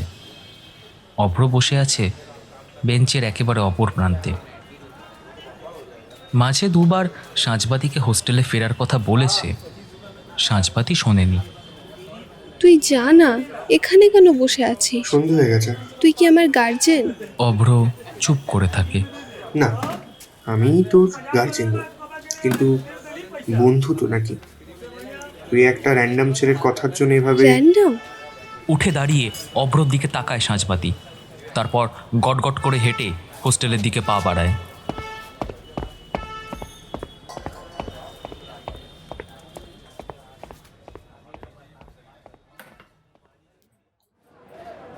ইন্দ্র বিয়ে করেছে যে জানতিস? না। সাঁঝবাতির প্রশ্নে জবাব দেয় তুলিকা। তুই বিয়ে করবি না? দেখি, ভাবছি তো। সাঁঝবাতি চুপ করে, হাতে পড়ে থাকা ডায়মন্ড ব্রেসলেটটাকে এদিক ওদিক ঘুরিয়ে ঘুরিয়ে দেখছে। তুই চাদর নিয়ে এসেছিস কেন? গরম লাগছে না? এখানে তো রুম হিটার চলছে। ওই আমার একটু ঠান্ডার ধাত আছে। এই ভাই লোক, আমি ইন্দ্রনীলের সাথে এই জাস্ট কথা বলে এলাম। কোথা থেকে রঞ্জনা এসে ওদের সাথে টেবিলে বসে। ওটা কি ওর বউ? সায়ন্তনীর গলায় উত্তেজনার ভাব স্পষ্ট। ইয়েস, সাউথ ইন্ডিয়ান বউ। ও তো অনার্সের পর ল পড়তে গেল না ওই চেন্নাইতে, ওখানেই নাকি পরিচয়। মেয়েটার নাম গিরিজা শ্রীনিবাসন, 2 বছর হলো বিয়ে হয়েছে। Girija Srinivasan is in advocate Girija Srinivasan? ওই যে কয়েক মাস আগে একটা কেস হলো না ওখানে? হ্যাঁ ওটাই। ওর বউ তো বিশাল লেভেলের লয়ার, ওদের ফুল ফ্যামিলির লয়ার। মেয়েটার বাবা নাকি চেন্নাই সিভিল কোর্টে জাজ ছিল। ইন্দ্রনীল তো আগে একটা লোকাল কোর্টে প্র্যাকটিস করতো, এখন ওদেরই ল ফার্মে ঢুকে গেছে। ফাইনাল সেমিস্টারের পরের সপ্তাহে ফেয়ারওয়েল। সেমিস্টার শেষ হয়েছে, দিন 4 হলো। সাঁঝবাতি গোছগাছ শুরু করে দিয়েছে। ফেয়ারওয়েলের পরের দিনই রাতেই ট্রেন। ফেয়ারওয়েলের পরের দিনই তোকে যেতে হলো? হ্যাঁ রে আমি জানি তুই আমাকে বেস্ট ফ্রেন্ড মনে করিস না। নিধি, আমি কাউকেই আমার বেস্ট ফ্রেন্ড বলে মনে করি না। বেস্ট ফ্রেন্ড একটা মিথ, বুঝেছিস? এখন কাঁদিস না তো, চল, অনেক কাজ আছে। অভ্র তোকে পছন্দ করতো না? তুই তো ওকে একবার চান্স দিতে পারতিস। সাঁঝবাতি কিছু বলে না। আচ্ছা, ইন্দ্র কি তুলিকাকে পছন্দ করে? আবার নিধি প্রশ্ন করাতে সাঁঝবাতি বলে, কি জানি, ওদের ইকুয়েশনটা আমি বুঝতে পারি না। ছাড় তো এসব। ফেয়ারওয়েলের দিনটা বেশ হইহুল্লোড় হাসি কান্নায় কাটল। সন্ধ্যা হয়েছে, প্রোগ্রাম শেষ হয়ে গেছে। ওদের বন্ধুদের মধ্যে কিছুজন ঠিক করেছিল একটা আফটার পার্টি হবে। সাঁঝবাতি বেরিয়ে যাচ্ছিল, তুলিকা ওকে আর নিধিকে জোর করে নিয়ে এলো। অগত্যা ত্রিনাঞ্জনা, সায়ন্তনী, রঞ্জনা, ইন্দ্রনীল, তুলিকা, নিধি, সাঁঝবাতি এবং অভ্রসহ আরও 9-10 জন। রঞ্জনার বাড়ির টেরেসে আফটার পার্টির আয়োজন। সংঘমিত্রা নীলাঞ্জনের কাঁধে মাথাটা দিয়ে আছে, ওর চোখ দুটো ভিজে। এখানে ওরা যারা আছে তারা কেউই একই গ্রুপের না, কিন্তু প্রত্যেকে একে অপরের দৈনন্দিন পরিচিত একটা মুখ। ক্লাসে গেলে যাদের সাথে রোজ দেখা হয়, ইন্টারনালের টপিক নিয়ে যাদের সাথে রোজ আলোচনা হয়, লাইব্রেরি, ক্যান্টিন, মাঠ, ক্লাসে যেতে আসতে যাদের সাথে রোজ আলাপ আলোচনা। আজকের পর থেকে সবাই আলাদা হয়ে যাবে। সবার জীবনের পথ আজ থেকে ভিন্ন। কারোর সাথে হয়তো কোনোদিন দেখা হবে না। কি ভীষণ একটা অনিশ্চয়তা। ছাদের কোনায় হলুদ রঙের টুনি বাল্ব দিয়ে সাজানো হয়েছে। এই আফটার পার্টির প্ল্যান নাকি অনেক দিন ধরেই হয়েছে। রঞ্জনা নিজে সমস্ত রকম ব্যবস্থা করে রেখেছে। মাঝখানে একটা সুন্দর টেবিল, সেখানে চিপস, কুরকুরে, চকলেট রাখা, আর তার সাথে লাল লাল প্লাস্টিকের কাপ। তার পাশের একটা ছোট্ট টেবিলে বিয়ার, রাম, ভদকা ইত্যাদি ইত্যাদি। ইন্দ্রনীল একটার পর একটা পেগ বানিয়ে সবাইকে দিচ্ছে, যেন প্রত্যেকটা ড্রিঙ্কসে কতটা নতুনত্ব দেখাতে পারে তা দেখিয়ে সবাইকে চমকে দিচ্ছে। সাঁঝবাতি রেলিংয়ে হেলান দিয়ে দাঁড়িয়ে আছে, হাতে সেই লাল প্লাস্টিক কাপে ক্রানবেরি জুস। নিধি এখন সায়ন্তনী আর রঞ্জনার সাথে সেলফি তুলতে ব্যস্ত। সবাই মিলে একটা গ্রুপ ফি আগেই তোলা হয়ে গেছে। নীলাঞ্জনের গলায় জাদু আছে বলতে হবে। গোটা পরিবেশটা কেমন শান্ত হয়ে উঠেছে। হঠাৎ সায়ন্তনী রঞ্জনার গলা জড়িয়ে ধরে কাঁদতে শুরু করলো। ওকে দেখা দেখি তুলিকা আর অরিত্রাও কাঁদতে শুরু করে দিয়েছে। সংঘমিত্রা এতক্ষণ নিঃশব্দে চোখের জল ফেলছিল। ওদেরকে কাঁদতে দেখে ও ভ্যা করে কাঁদতে শুরু করে দিল। সাঁঝবাতি দাঁড়িয়েছিল, হঠাৎ কেমন ওর বুকের ভেতরটা মোচড় দিয়ে উঠল। ঠিকই তো, আর এই বন্ধুগুলোর সাথে কোনোদিনও দেখা হবে না। ইন্দ্র একটা গ্লাস পাস করতে করতে বলল, এই ভাই ভাই ভাই, তোরা থাম না, আবার কান্নাকাটি কেন শুরু করে দিলি? আরে বিদায় তো হচ্ছে না আমাদের এখনই আমরা আলাদা হয়ে যাচ্ছি নাকি?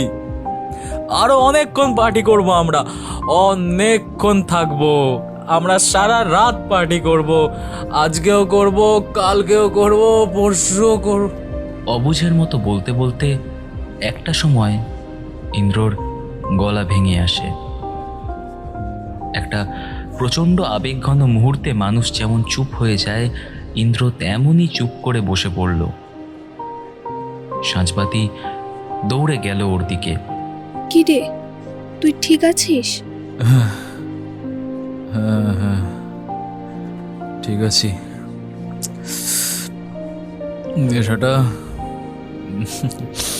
নেশাটা মনে হয় একটু বেশি হয়ে গেছে, বুঝলি? সাঁঝবাতি ওকে ধরে একটা চেয়ারে বসালো। কি হলো, জল খাবি? একটা জলের গ্লাস ইন্দ্রর মুখের কাছে ধরল। এক নিঃশ্বাসে জলটা খেয়ে ফেললো ইন্দ্র। এখন ঠিক লাগছে? ইন্দ্র হাতের ইশারায় সাঁঝবাতিকে থামতে বলে। শোন না, একটা কথা। সাঁঝবাতি কথাটা শেষ করার আগেই ইন্দ্রনীল উঠে আবার তুলিকাদের দিকে এগিয়ে গেল। চুপ করে বসে থাকে সাঁঝবাতি। নিজেকে বড় বোকা বোকা লাগে। তারপর নিজের মনে একটু হেসে ফেলে। আর আজকের দিনটাই তো শুধু, ব্যাস। তারপরে না ইন্দ্র ওকে মনে রাখবে, না ও ইন্দ্রকে মনে রাখবে। অভ্র মাদুরের একেবারে শেষ কোনায় বসে, পা দুটো সামনে, লম্বা হাতটা পেছনে হেলান দিয়ে আকাশের দিকে তাকিয়ে রয়েছে। মৃদুমন্দ শীতের হাওয়া গায়ে লাগছে ওর। কোনো কষ্ট হচ্ছে না অভ্রর। কেন হচ্ছে না? কিন্তু ওর তো কষ্ট হওয়ার কথা। তার বদলে কেমন একটা ভয়ানক বিষাদ আষ্টে পৃষ্ঠে ও হৃৎপিণ্ডটাকে জড়িয়ে ধরছে। সাঁঝবাতির দিকে তাকায় অভ্র। ইন্দ্রর পাশে বসে আছে মেয়েটা, ওকে জল খাওয়ানোর চেষ্টা করছে। ওর কাঁধে পিঠে হাত বুলিয়ে দিচ্ছে। জল খেয়ে ইন্দ্র উঠে চলে গেল। মাথা নিচু করে ওখানে একা বসে আছে সাঁঝবাতি।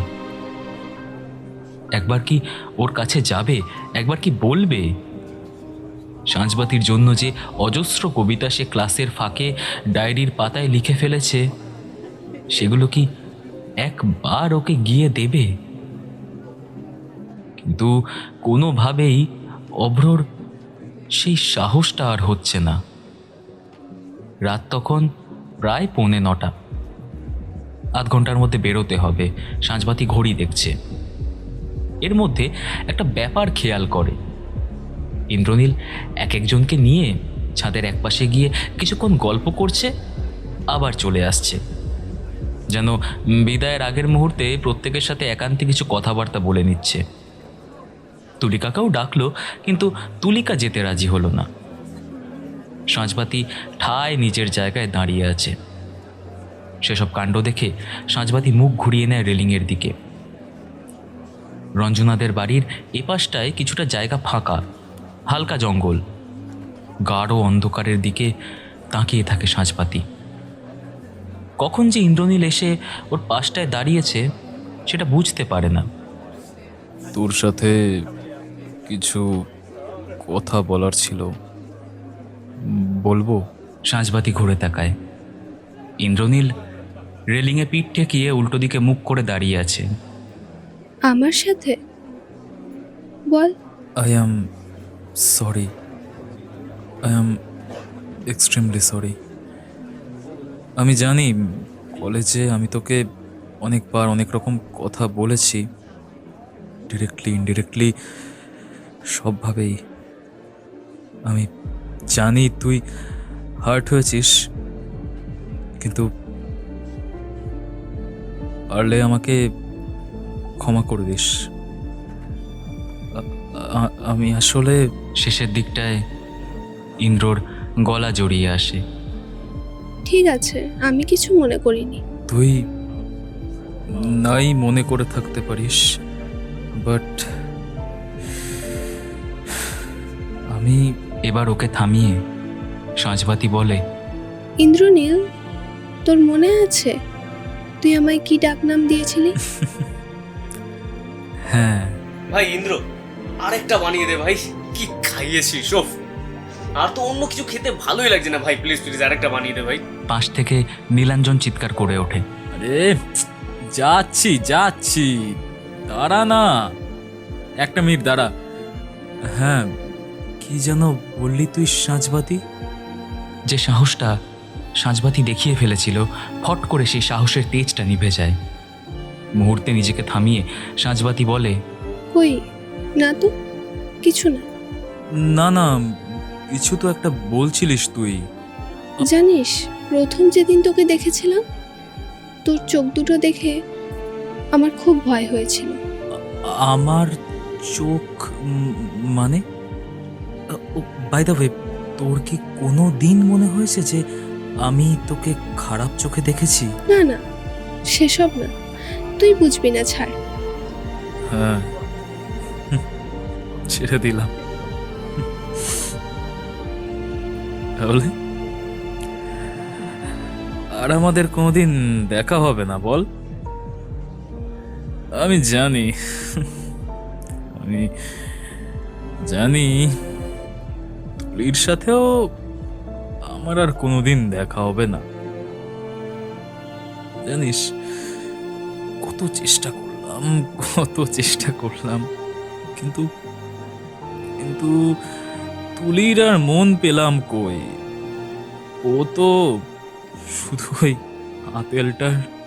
ইন্দ্রনীল কাঁদতে শুরু করে দিয়েছে। নীলাঞ্জন এসে ওকে ধরে নিয়ে যায়।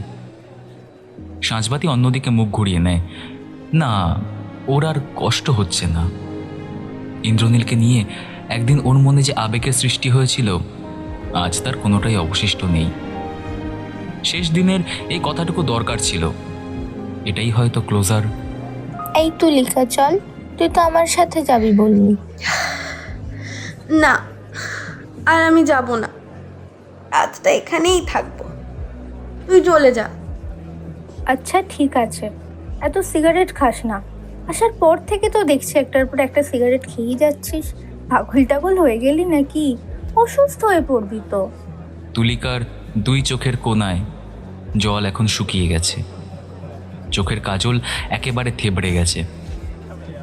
2-3 বার নাক টেনে নিয়ে বলল, আমার পাশে একটু বস না সাঁঝবাতি, চলেই তো যাবি। সাঁঝবাতি তুলিকার পাশে এসে বসতেই তুলিকা ওর গলা জড়িয়ে ধরে হাউমাউ করে কাঁদতে থাকে। সাঁঝবাতির গলার কাছটা দলা পাকিয়ে আসে। ভাই, তুই যোগাযোগ রাখবি তো? তুই কথা বলা বন্ধ করবি না তো? তুই ফোন নাম্বারটা চেঞ্জ করলে আমায় কিন্তু দিবি, বুঝলি? ক্রমাগত বলতে থাকে তুলিকা। খানিকক্ষণ পরে কান্না থেমে গেলে গোঙাতে গোঙাতে তুলিকা বলে, আমাদের কপালটা তো খারাপ কেন বলতো সাঁঝবাতি?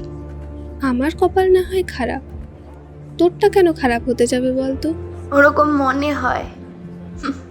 তুলি, তোকে তো ইন্দ্র এত পছন্দ করতো, তুই ওকে করতো? তুই আমাকে পছন্দ করতো না ছাই? মানে কি বলছিস?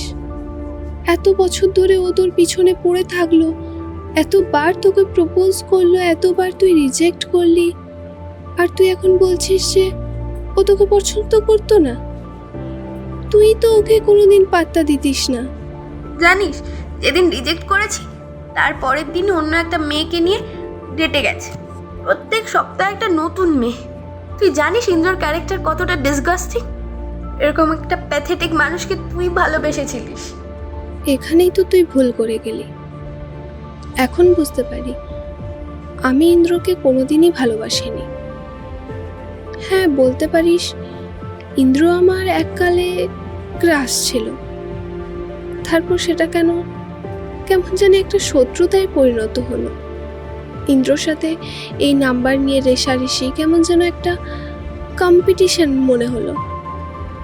মানে এটাকে আমি কখনো প্রেম বা ভালোবাসার ট্যাগ দিতে পারবো না। ওকে একসাথে আমি পছন্দ করতাম, আবার ঘেন্নাও করতাম। আমি জানি না এটা কি, আমি নিজেও হয়তো বুঝে উঠতে পারিনি এখনো পর্যন্ত। তোর মতন বোকা মেয়ে আমি সারা জীবনে একটাও দেখিনি। যে তোকে পাত্তা দিল না, তার পেছনে তুই তো সবাই নষ্ট করলি। আর যে ছেলেটা চাতক পাখির মতন শুধুমাত্র তোর একটা দেখা পাওয়ার জন্য বসে থাকতো, তাকে তুই ওভাবে অবহেলা করলি। অভ্রর কথা বলছিস? হ্যাঁ, অভ্রর কথাই বলছি। এভাবে একটা ভালো মানুষকে তুই কষ্ট দিলি সাঁঝবাতি। অভ্রর সাথে আমার জীবনের খুব একটা পিকিউলিয়ার সময় দেখা হয়েছে, জানিস? সময়টা যদি আলাদা হতো, যাকে। আর অভ্র আমাকে ভালোবাসে না রে, ওই ওকে ক্লাস নোট দিতাম না, ওখান থেকেই গল্প। কাঁদতে কাঁদতে আমাকে আর হাসাস না। আমি তো ছিলাম নাকি ক্লাসে? তুই কি লাকি মাইরি! তোর মতন ভাগ্য যদি আমার হতো, তোর দিকে অব্র যেভাবে তাকিয়ে থাকে সেভাবে একবার যদি আমার দিকে তাকাতো, তাহলে আমার মানেটা আর তুলিকা কিছুতেই বলল না। বেশ কয়েকবার জিজ্ঞেস করলো সাঁঝবাতি, কিন্তু কিছুতেই ওর কাছ থেকে কোনো কথা বার করা গেল না। ফেরার সময় অভ্রর সাথে একবার চোখাচোখি হয়ে গেল। হোস্টেলে একা ফিরছিস? না, আমি আর নিধি। কাল তোর ট্রেন কটায়? রাত 11টার দিকে। কোন স্টেশন থেকে? শিয়ালদা। ঠিক আছে, সাবধানে। বলে মুখ ঘুরিয়ে অভ্র ছাদে চলে যায়। নিধি আর সাঁঝবাতি মুখ চাওয়াচাওয়ি করে নিচে নেমে আসে।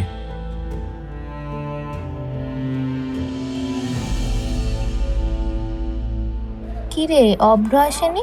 তুলিকা সাঁঝবাতির দিকে তাকিয়ে আছে, যেন ও কি রিয়াকশন দেবে সেটা দেখার জন্য অপেক্ষা করছে। সাঁঝবাতি সেটা লক্ষ্য করে বলে, অভ্রর সাথে তোর যোগাযোগ আছে? তোর নেই? না রে, আমার তো তেমন কারোর সাথেই যোগাযোগ নেই। হ্যাঁ, আছে আমার সাথে যোগাযোগ। আজকে আসবে বলেছিল তো। আবার সবাই চুপ করে। স্টেজে এখন গান চলছে, এরপরেই কনফেশনস শুরু হবে। প্রত্যেকে নিজেদের স্পিচ রাখার জন্য একটা স্বল্প সময় পাবে। সায়ন্তনী সাঁঝবাতির হাতের দিকে দেখিয়ে বলল, এই তোর হাতেরটা কি ডায়মন্ড? হ্যাঁ। বাবা, বেশ ডায়মন্ড শাইমন্ড পড়ছিস তো। বিশাল ব্যাপার তো সাঁঝবাতি। তোর বর গিফট করেছে নাকি? হ্যাঁ, অ্যানিভার্সারিতে দিয়েছিল। এই তোরা যাই বল, আমাদের মধ্যে কিন্তু সাঁঝবাতি বিশাল দান মেরেছে। শুনেছিলাম একবার কার কাছে বনেদি বাড়িতে নাকি তোর বিয়ে হয়েছে, আবার বর তো সরকারি চাকরি করে। তোর তো পুরো একেবারে মালামাল ব্যাপার। সত্যি ফুল লাইফ সেটেল। এদিকে দেখ, এই রোদে পুড়ে মুখ ঝামা করে এত খাটাখাটনি কাজকর্ম করে ডায়মন্ডের ব্রেসলেট তো দূরের কথা, একটা আংটি পর্যন্ত জোটাতে পারলাম না। সায়ন্তনী হো হো করে হেসে উঠে আশেপাশে সবার দিকে তাকায় সম্মতির প্রত্যাশায়, কিন্তু সবাই চুপ। কেউ মৃদু একটা সৌজন্যের হাসি দিল। এরকম একটা রগরগে চটুল কথার কি যে উত্তর দেবে। সাঁঝবাতির জিভটা যেন ভারী হয়ে এলো। স্টেজে সবাই একে একে স্পিচ দিতে উঠছে। পুরনো দিনের নস্টালজিয়া, দৈনন্দিনের ব্যস্ততা, পুরনো বন্ধুদের স্মৃতি, কত জনের কত রকম গল্প। আধ ঘন্টার মধ্যে 5-6 জন বেশ সুন্দর সুন্দর গল্প শোনালো। কারোর জীবনের সাকসেসের গল্প, কারো স্ট্রাগলের। এরপর আবার কয়েকটা গান দিয়ে অনুষ্ঠানের শেষ। সবাই টেবিল ছেড়ে উঠে এদিক ওদিক স্ন্যাক্স আর ড্রিঙ্কসের কাউন্টারের দিকে এগিয়ে গেল। আমাদের নেক্সট পারফর্মার অভ্র। ব্যাটা একেবারে প্রোগ্রামের শেষের দিকে এসে নিজের চরণ ধুলে দিয়েছে। কালো শার্ট আর ব্লু জিন্স পরা একটা ছেলে স্টেজে ওঠে। সাঁঝবাতি ওর হাতে ধরা কাচের গ্লাসটা রেখে স্টেজের দিকে এগিয়ে যায়। কলেজে যদিও তোরা আমাকে আবৃত্তি কবিতার জন্য বেশি জানতিস, কিন্তু কলেজের পর ইউনিভার্সিটিতে উঠে আমি সঙ্গীত চর্চা শুরু করি। এখন যে কলেজে পড়াই সেখানের এই অ্যানুয়াল ফাংশনগুলোতে ফেস্টে পারফর্ম করতাম। গলা খুব একটা উচ্চমানের না, কিন্তু আগেই বলে দিলাম কেউ গালা হবে। তো আজকের এই স্মৃতি রোমন্থনের সন্ধ্যায় একটা গান হোক তাহলে। কলেজে আমি কোনোদিনই ফুল কিডসের মধ্যে পড়তাম না। এটা নিয়ে ক্যান্টিনে যেখানে সেখানে বসে গান গিয়ে মেয়েদের ইমপ্রেস করার মতো ক্যালিবার আমার মধ্যে ছিল না, চেষ্টাও করতাম। লুকিয়ে টুকিয়ে ডায়েরির পাতায় কবিতা লিখতাম, তখন সব দিন গেছে। আজকের এই গানটা তোদের জন্য, যাদের আর কখনো দেখা হয়নি, হয়তো হবে। সাঁঝবাতি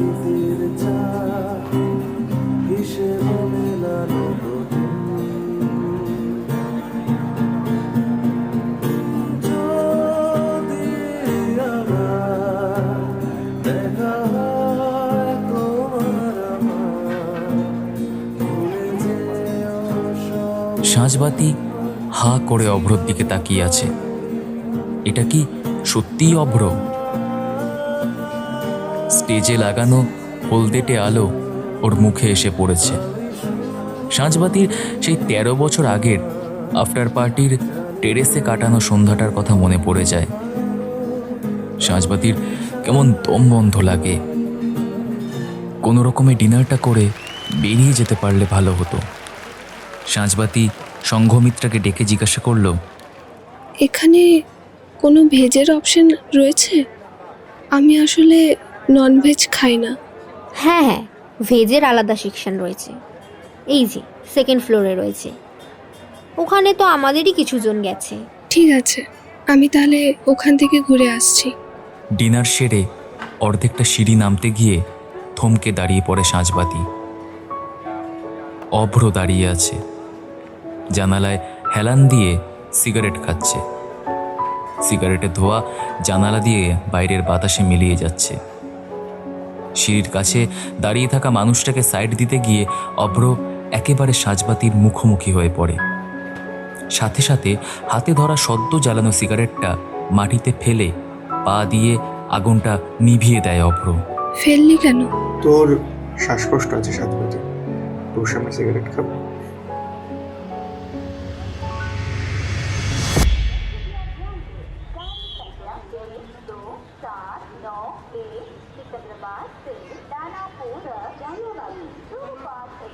রাত তখন 9টা বাজে।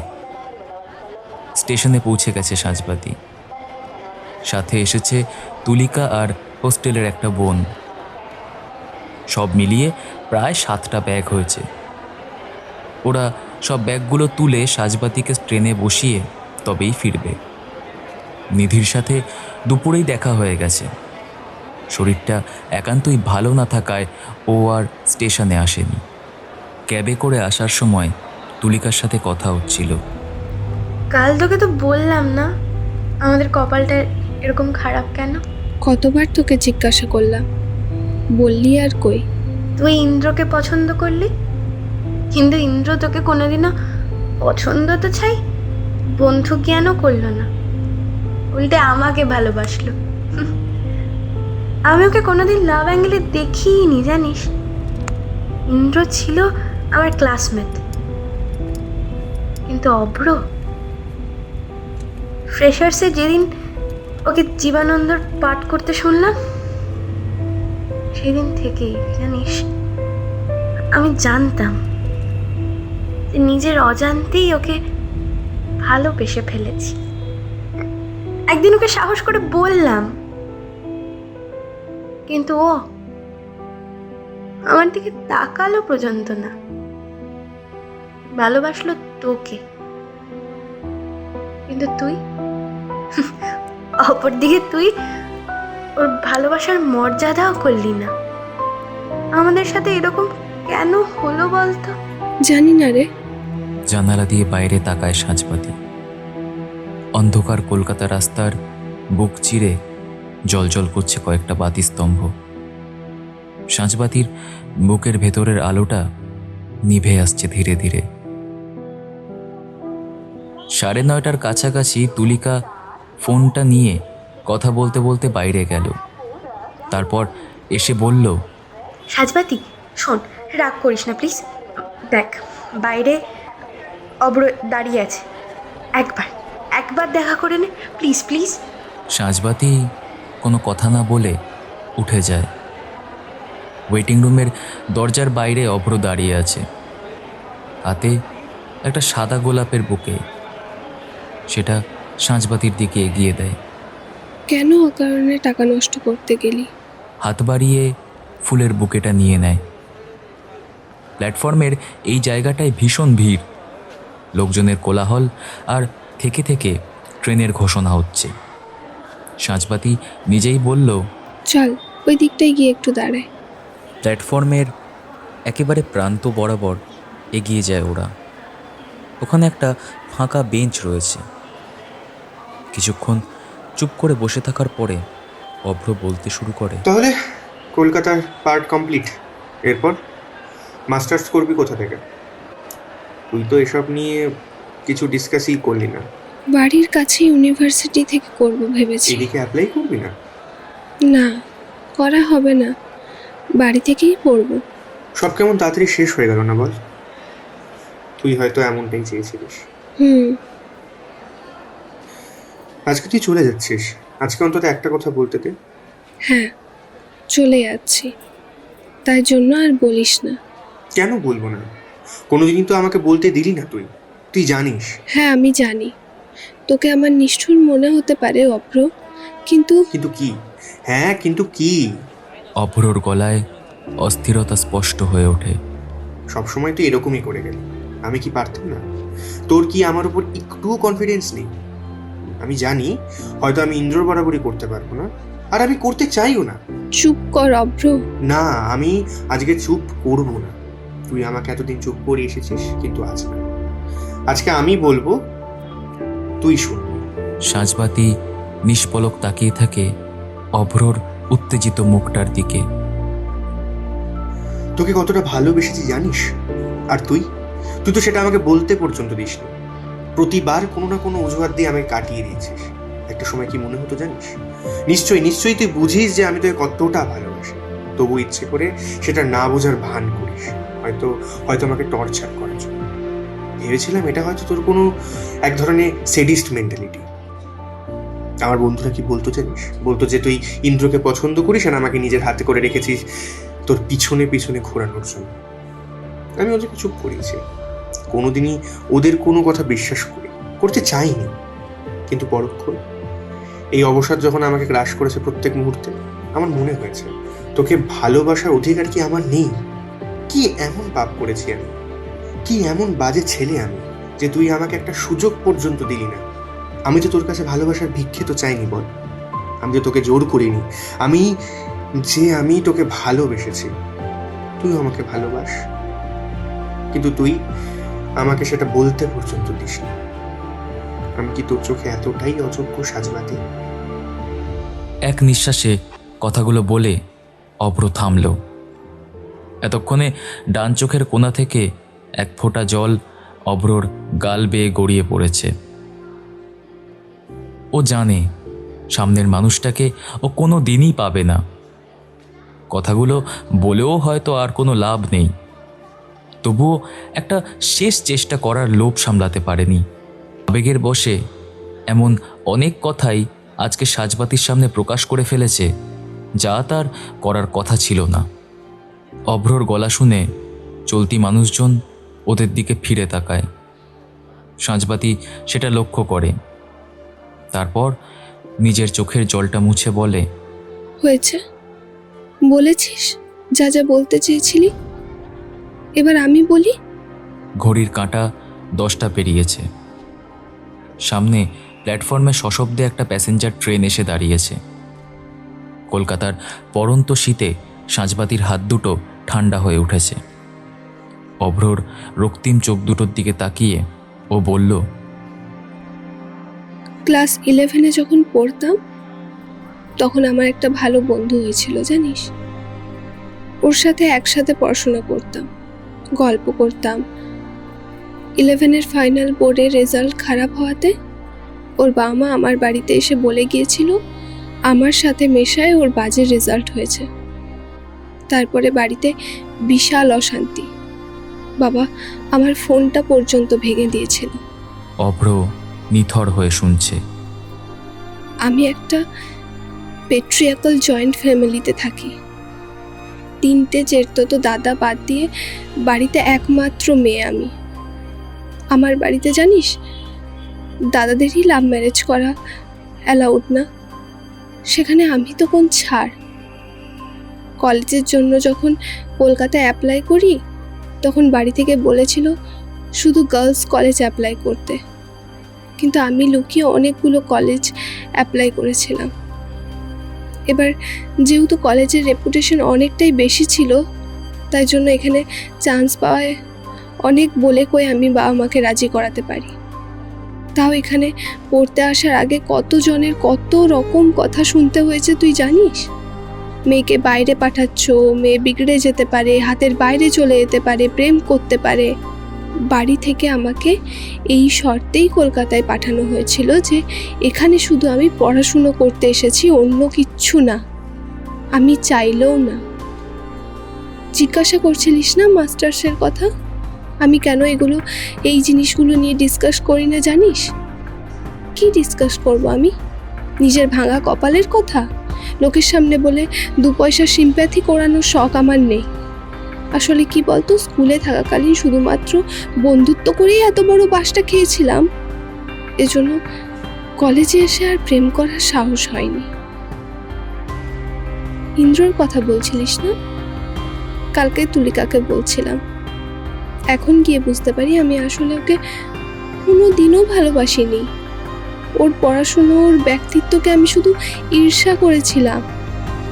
তবে আর 5টা ফেক মানুষের মধ্যে তোকে চিনতে পেরেছিলাম। আমি জানি তুই জেনুইন, আমার প্রতি তোর ভালোবাসাটাও জেনুইন, কিন্তু আমার যে হাত বাঁধা, যে স্বপ্নের পরিণতি আমার জানা আছে, সেই স্বপ্ন আমি দেখতে চাই না অভ্র। তোর জন্য আমাকে তোর গল্পে ভিলেন হতে হবে আমি জানি। তুই শুধু আমাকে এটা বল, তুই আমাকে ভালোবাসিস। তুই খালি একবার বল, আমি কোনো না কোনোভাবে ঠিক একটা উপায় বার করে ফেলবো। তুই শুধু আমাকে একবার বল। শেষের দিকের কথাগুলো বলতে বলতে অভ্রর গলা কেঁপে ওঠে। ততক্ষণে 2 চোখ দিয়ে ঝরঝর করে জল গড়িয়ে পড়ছে সাঁঝবাতির। চোখ মুছে হালকা হেসে বলে, দ্যাট ডাজন্ট ম্যাটার না। না, কেন ম্যাটার করবে না? তুই শুধু আমাকে একবার বল, আমরা লং ডিস্টেন্সে মানিয়ে নেব। বিশ্বাস কর, আমাদের কিছু অসুবিধা হবে না। আমার উপর এইটুকু বিশ্বাস তো আছে নিশ্চয়ই, যে আমি কোনো বাজে চরিত্রের ছেলে না। জাস্ট মাস্টার্সটা শেষ হতে দে। আমি ফার্স্ট কি সেকেন্ড ইয়ারের মধ্যে নেট লাগিয়ে দেবো, তারপর কোথাও একটা পিএইচডি ঢুকে গেলেই আমি তোর বাড়িতে। আমি এত তাড়াতাড়ি কেন চলে যাচ্ছি জানিস? অনর্গল কথাগুলো বলতে বলতে সাঁঝবাতির কথা শুনে থেমে যায় অভ্র। গলার কাছে দলা পাকিয়ে ওঠা কষ্টটাকে ঢোক গিলে দাঁতে দাঁত চেপে সাঁঝবাতি বলে, পরশু ছেলের বাড়ি থেকে দেখতে আসবে, সেখানে আমাকে গিয়ে বসতে হবে। বাড়িতে পছন্দ হয়ে গেলে নেক্সট ফেব্রুয়ারিতে বিয়ে। অভ্রর মনে হলো এক মুহূর্তের জন্য ওর কথা বলার শক্তি হারিয়ে গেছে। বুকের মধ্যে কেউ একটা সজোরে ঘুষি মেরেছে। দম বন্ধ হয়ে যাচ্ছে। অবাক হয়ে ও সাঁঝবাতির দিকে তাকিয়ে থাকে। দেখ, বাবা মার বিরুদ্ধে গিয়ে কোনো কাজ করব এমন সাহস আমার নেই, কোনোদিন ছিলও না। আর আমি এটা অনেক আগেই মেনে নিয়েছি। আসলে কি বলতো, সেরকম তো ছেলে ঘোরানোর কারসাজি জানা ছিল না। না হলে আমি ইজিলি পারতাম জানিস, তোর সাথে রিলেশনশিপ রেখে কলেজ লাইফটা এনজয় করতে, তারপর বাড়ি গিয়ে ফোনে লং ডিস্টেন্সের বাহানা দিয়ে ব্রেকআপ করতে। আজকালকার দিনের মেয়েরা হয়তো তাই করে, কিন্তু আমি কি করব বল? আমি তো ওরকম মেয়ে না। তোর সাথে এরকম করতে তো আমি পারবো না। হাতে ধরে থাকা ফুলের বুকেটা পাশে রেখে সাঁঝবাতি অভ্রর দিকে এগিয়ে আসে। তারপর ও ডান হাতটা নিজের 2 হাতে ধরে বলে, আমার গল্পের কোনো হ্যাপি এন্ডিং নেই রে, কিন্তু তোর ক্ষেত্রে এমনটা তো নয়। তোর এখনো সারাটা জীবন পড়ে আছে। এমন একটা মেয়েকে ভালোবাসবি যে তোর ভালোবাসাটা ডিজার্ভ করে। খুব ভালো থাকিস অভ্র, আর পারলে আমাকে ভুলে যাস।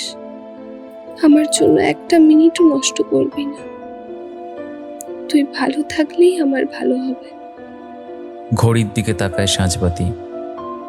ওর ট্রেনটা প্ল্যাটফর্মে ঢুকছে। সাঁঝবাতির হাতটা শক্ত করে ধরে অভ্র। এবার আমার লাগেজগুলো ট্রেনে তুলতে হবে, তুই এবার হোস্টেল ফের।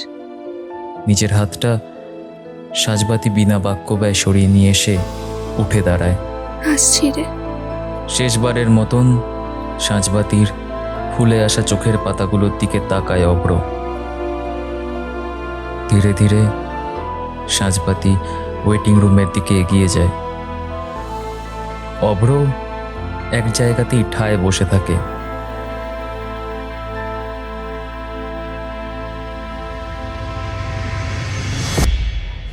বছর 13 বাদে অভ্রকে কাছ থেকে দেখে সাজবাতির বুকটা ছ্যাঁত করে উঠল। এখন সিগারেটের ধোঁয়ায় আর কাশি ওঠে না ওর। সাজবাতির হাজব্যান্ড একজন চেইন স্মোকার। ঘর, বারান্দা, ড্রয়িং রুম এমন কোনো জায়গা নেই যেখানে সিগারেটের ধোঁয়া থাকে না। সেজন্যই এখন দিনে 2 বার করে ইনহেলার টানতে হয় ওকে। তোকে সবার সাথে বসে থাকতে দেখে আমি ভূত দেখার মতো চমকে উঠেছিলাম, জানিস? কোথায় থাকা হয় এখন? হায়দ্রাবাদ। তোর? আমি তো সেই কলকাতাতে, যে শহরটাকে এত ঘৃণা করতাম, দেখ ভাগ্যের পরিহাস সেই শহরেই থিত হয়েছে। বেশ ভালো গান গাইতেই তো শিখেছিস। ইস, আর টিটকারি মারিস না, গলা ভেঙে একদম চৌচি। না রে, খুব সুন্দর হয়েছিল। অনেকদিন পর তোকে দেখলাম। আমি ভেবেছিলাম হয়তো তুই আসবি না। না এসে আর পারলাম কই রে। সাজবাতি তীক্ষ্ণ চোখে অভ্রর দিকে তাকায়। নীলাঞ্জন পাগল করে মারল। 2 সপ্তাহ ধরে ক্রমাগত ফোন, টেক্সট, ইমেল কি না করে। স্টেজে বললি কলেজ ফাংশনে পারফর্ম করিস। কলেজে পড়াচ্ছিস এখন? হ্যাঁ, এই 4 বছর হলো কলেজে ঢুকেছে।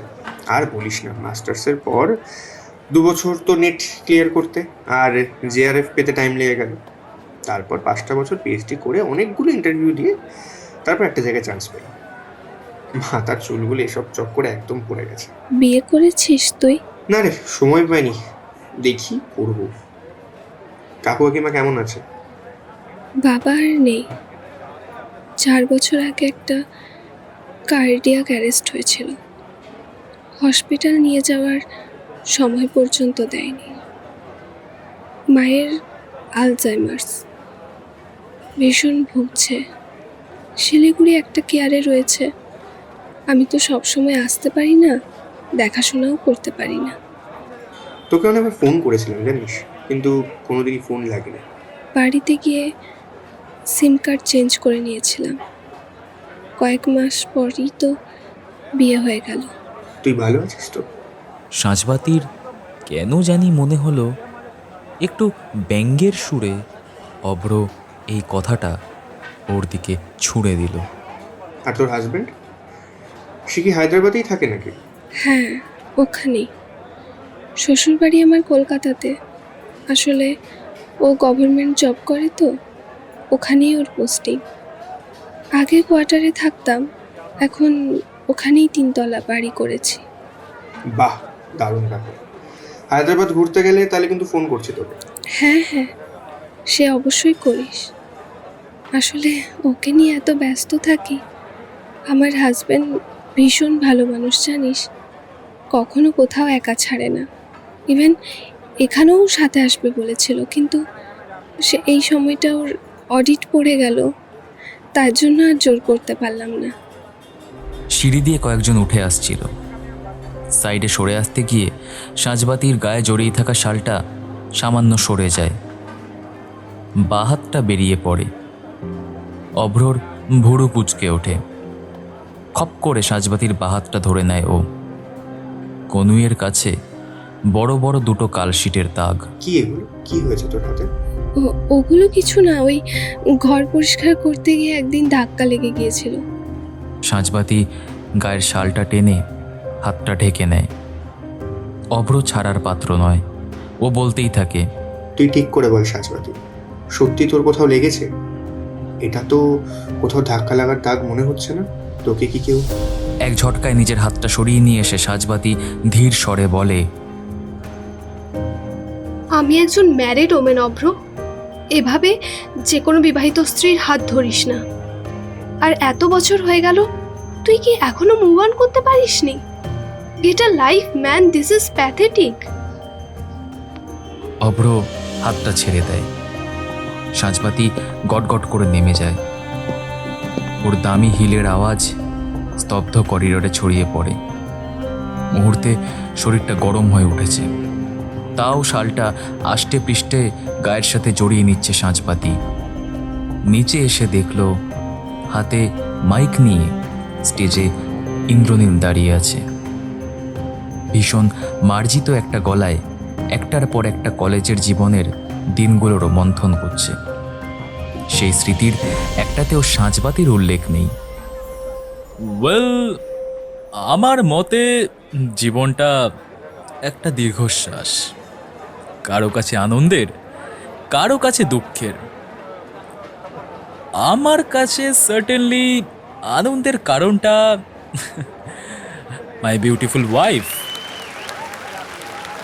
গোটা হলঘর হাততালিতে ফেটে পড়ে। আবার এরকম একটা রিইউনিয়নের ওথ নিয়ে অনুষ্ঠান শেষ হলো। কিছুজন এখন ডিনারের দিকে যাচ্ছে, আবার কেউ কেউ বেরিয়ে যাচ্ছে। তাদের হাতে নীলাঞ্জনার সঙ্ঘমিত্রা একটা করে গুডি ব্যাগ ধরিয়ে দিচ্ছে। একটা ব্যাগ হাতে নিয়ে বেরিয়ে যাওয়ার সময় তুলিকা ওর কাছে এসে বলল, অ্যাটলিস্ট তোর নাম্বারটা দে, তুই তো ফোন করবি না, আমিই মাঝে মাঝে ফোনে কথা বলবো। দুজনে নাম্বার এক্সচেঞ্জ করে। ভদ্রতার খাতিরে নিধি, তুলিকা, সায়ন্তনী, রঞ্জনা সবার সঙ্গে একটা গ্রুপ সেলফি তোলে।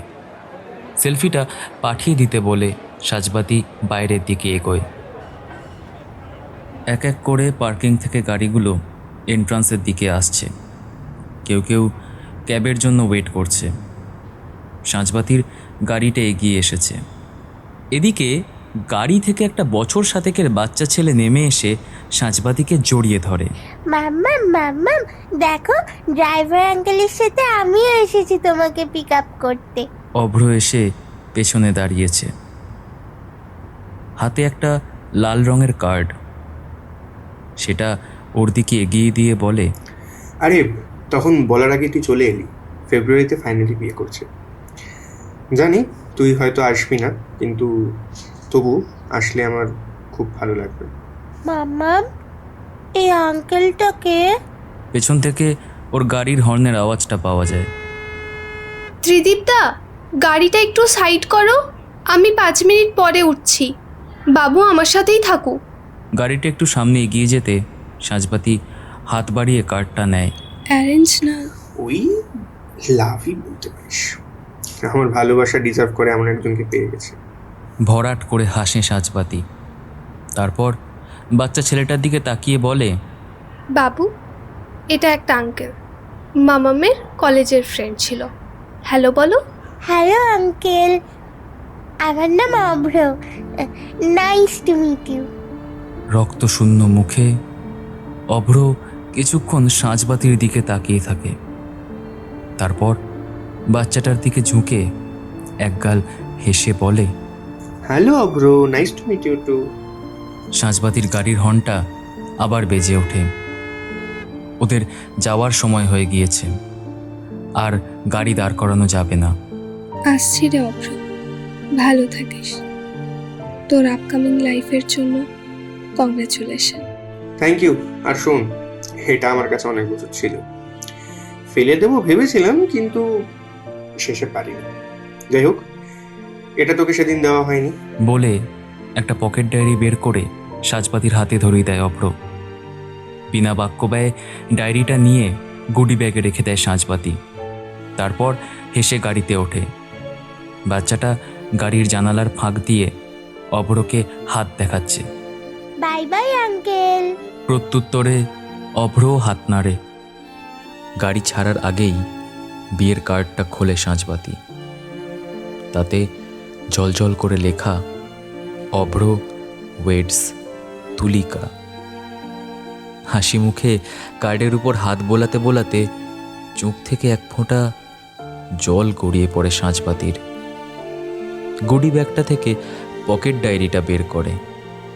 তার প্রথম পাতায় লেখা, আমার সাথে। সাঁঝবাতির মোবাইল ফোনে একটার পর একটা নোটিফিকেশন ঢুকছে। আসলে ইতিমধ্যে নীলাঞ্জন একটা গ্রুপ তৈরি করে ফেলেছে। সেখানে আজকে সন্ধ্যার একটার পর একটা ছবি ঢুকছে। কার্ড আর ডায়েরি দুটোই গুডি ব্যাগে রেখে দেয় সাঁঝবাতি। কাগজের ব্যাগটার উপরে একটা ছোট্ট লোগো বানানো, তাতে রিইউনিয়নের অনুষ্ঠানের নামটা কালো অক্ষরে লেখা আছে, আবহমান।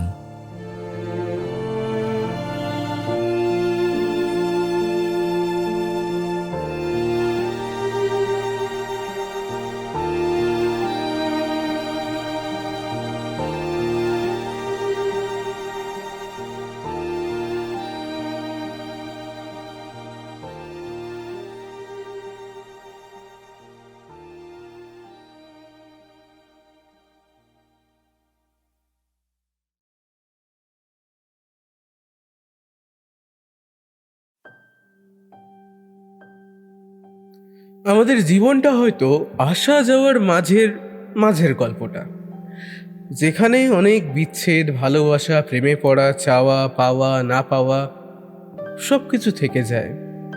আর সব কিছুকে পেছনে ফেলে আমরা আবার এগিয়ে যাই আমাদের জীবনের সামনের দিকে। সেই মাঝের গল্পগুলোই হয়তো থেকে যায় আমাদের চলে যাওয়ার পর। আর সেই সমস্ত গল্পগুলোই হয়তো গল্পতেই জব্দতে আপনারা শুনতে পান, আমাদের আপনাদের সবার আসা যাওয়ার মাঝের গল্প। যেমন যে গল্পটা আজকে আপনি শুনলেন।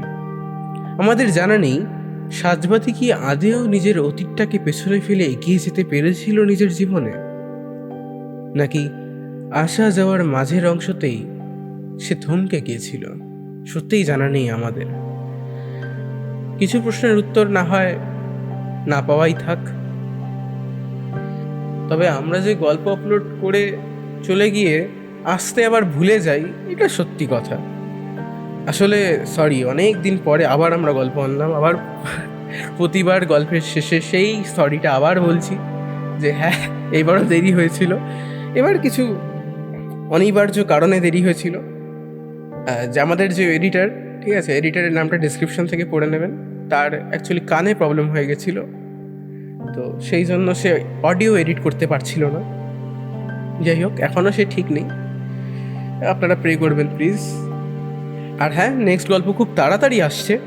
10,000 সাবস্ক্রাইবার হতে আমাদের মেরে কেটে আর 130 বা 40টা সাবস্ক্রাইবার লাগবে। তো প্লিজ সাবস্ক্রাইবটা করে দিন। 10,000 সাবস্ক্রাইবার হলে একটা বিশাল বড় গল্প আসছে আপনাদের জন্য। বলতে পারেন গল্পতেই জব্দর সব থেকে বড় গল্প, ইভেন স্পেশাল গল্পও বটে। তো হ্যাঁ, গল্প আসছে খুব তাড়াতাড়ি। তবে সেই গল্প আসার আগে এই গল্পতে যারা গলা দিয়েছে, যারা গলা দিয়েছে মানে ভয়েস দিয়েছে, নিজের গলা কেটে দিয়ে দেয়নি, ভয়েস দিয়েছে, তাদের নামগুলো বলি। গল্প পাঠ এবং ইন্দ্রনীলের ভূমিকায় ছিল প্রিয়াংশু, সাঁঝবাতির ভূমিকায় অঙ্কিতা, নিধি পূর্ণিমা, সায়ন্তনী রিয়া, অভ্রর ছেলে পারমিতা, অভ্র ধীরাজ, রঞ্জনা সায়ন্তিকা, নীলাঞ্জন রুদ্রনী, সংঘমিত্রা অরিত্রা, তুলিকা ক্যামেলিয়া, সৌভিকদা প্রীতম, প্রফেসর সমরজিৎ, শকুন্তলা ম্যাম ভাস্বতী, এবং সবশেষে অর্জুনের ভূমিকায় ছিলাম আমি শুভদীপ। গল্পের প্রজেক্ট ম্যানেজার ছিল অরুণোদয় ব্যাপারী। গল্পের সাউন্ড, পোস্টার এবং সমগ্র পরিচালনায় ছিলাম আমি শুভদীপ। তবে আর কি, এবার আসি। চ্যানেলটা প্লিজ সাবস্ক্রাইব করে দেবেন যাতে 10,000 খুব তাড়াতাড়ি হয়ে যায়। হ্যাঁ, আর নতুন গল্প আসছে, খুব তাড়াতাড়ি আসছে, এবার সত্যিই আসছে। ততক্ষণ so just chill and live in the moment with one and only গল্পতেই জব্দ, কারণ যেখানে শব্দ থামে সেখানে গল্প নামে।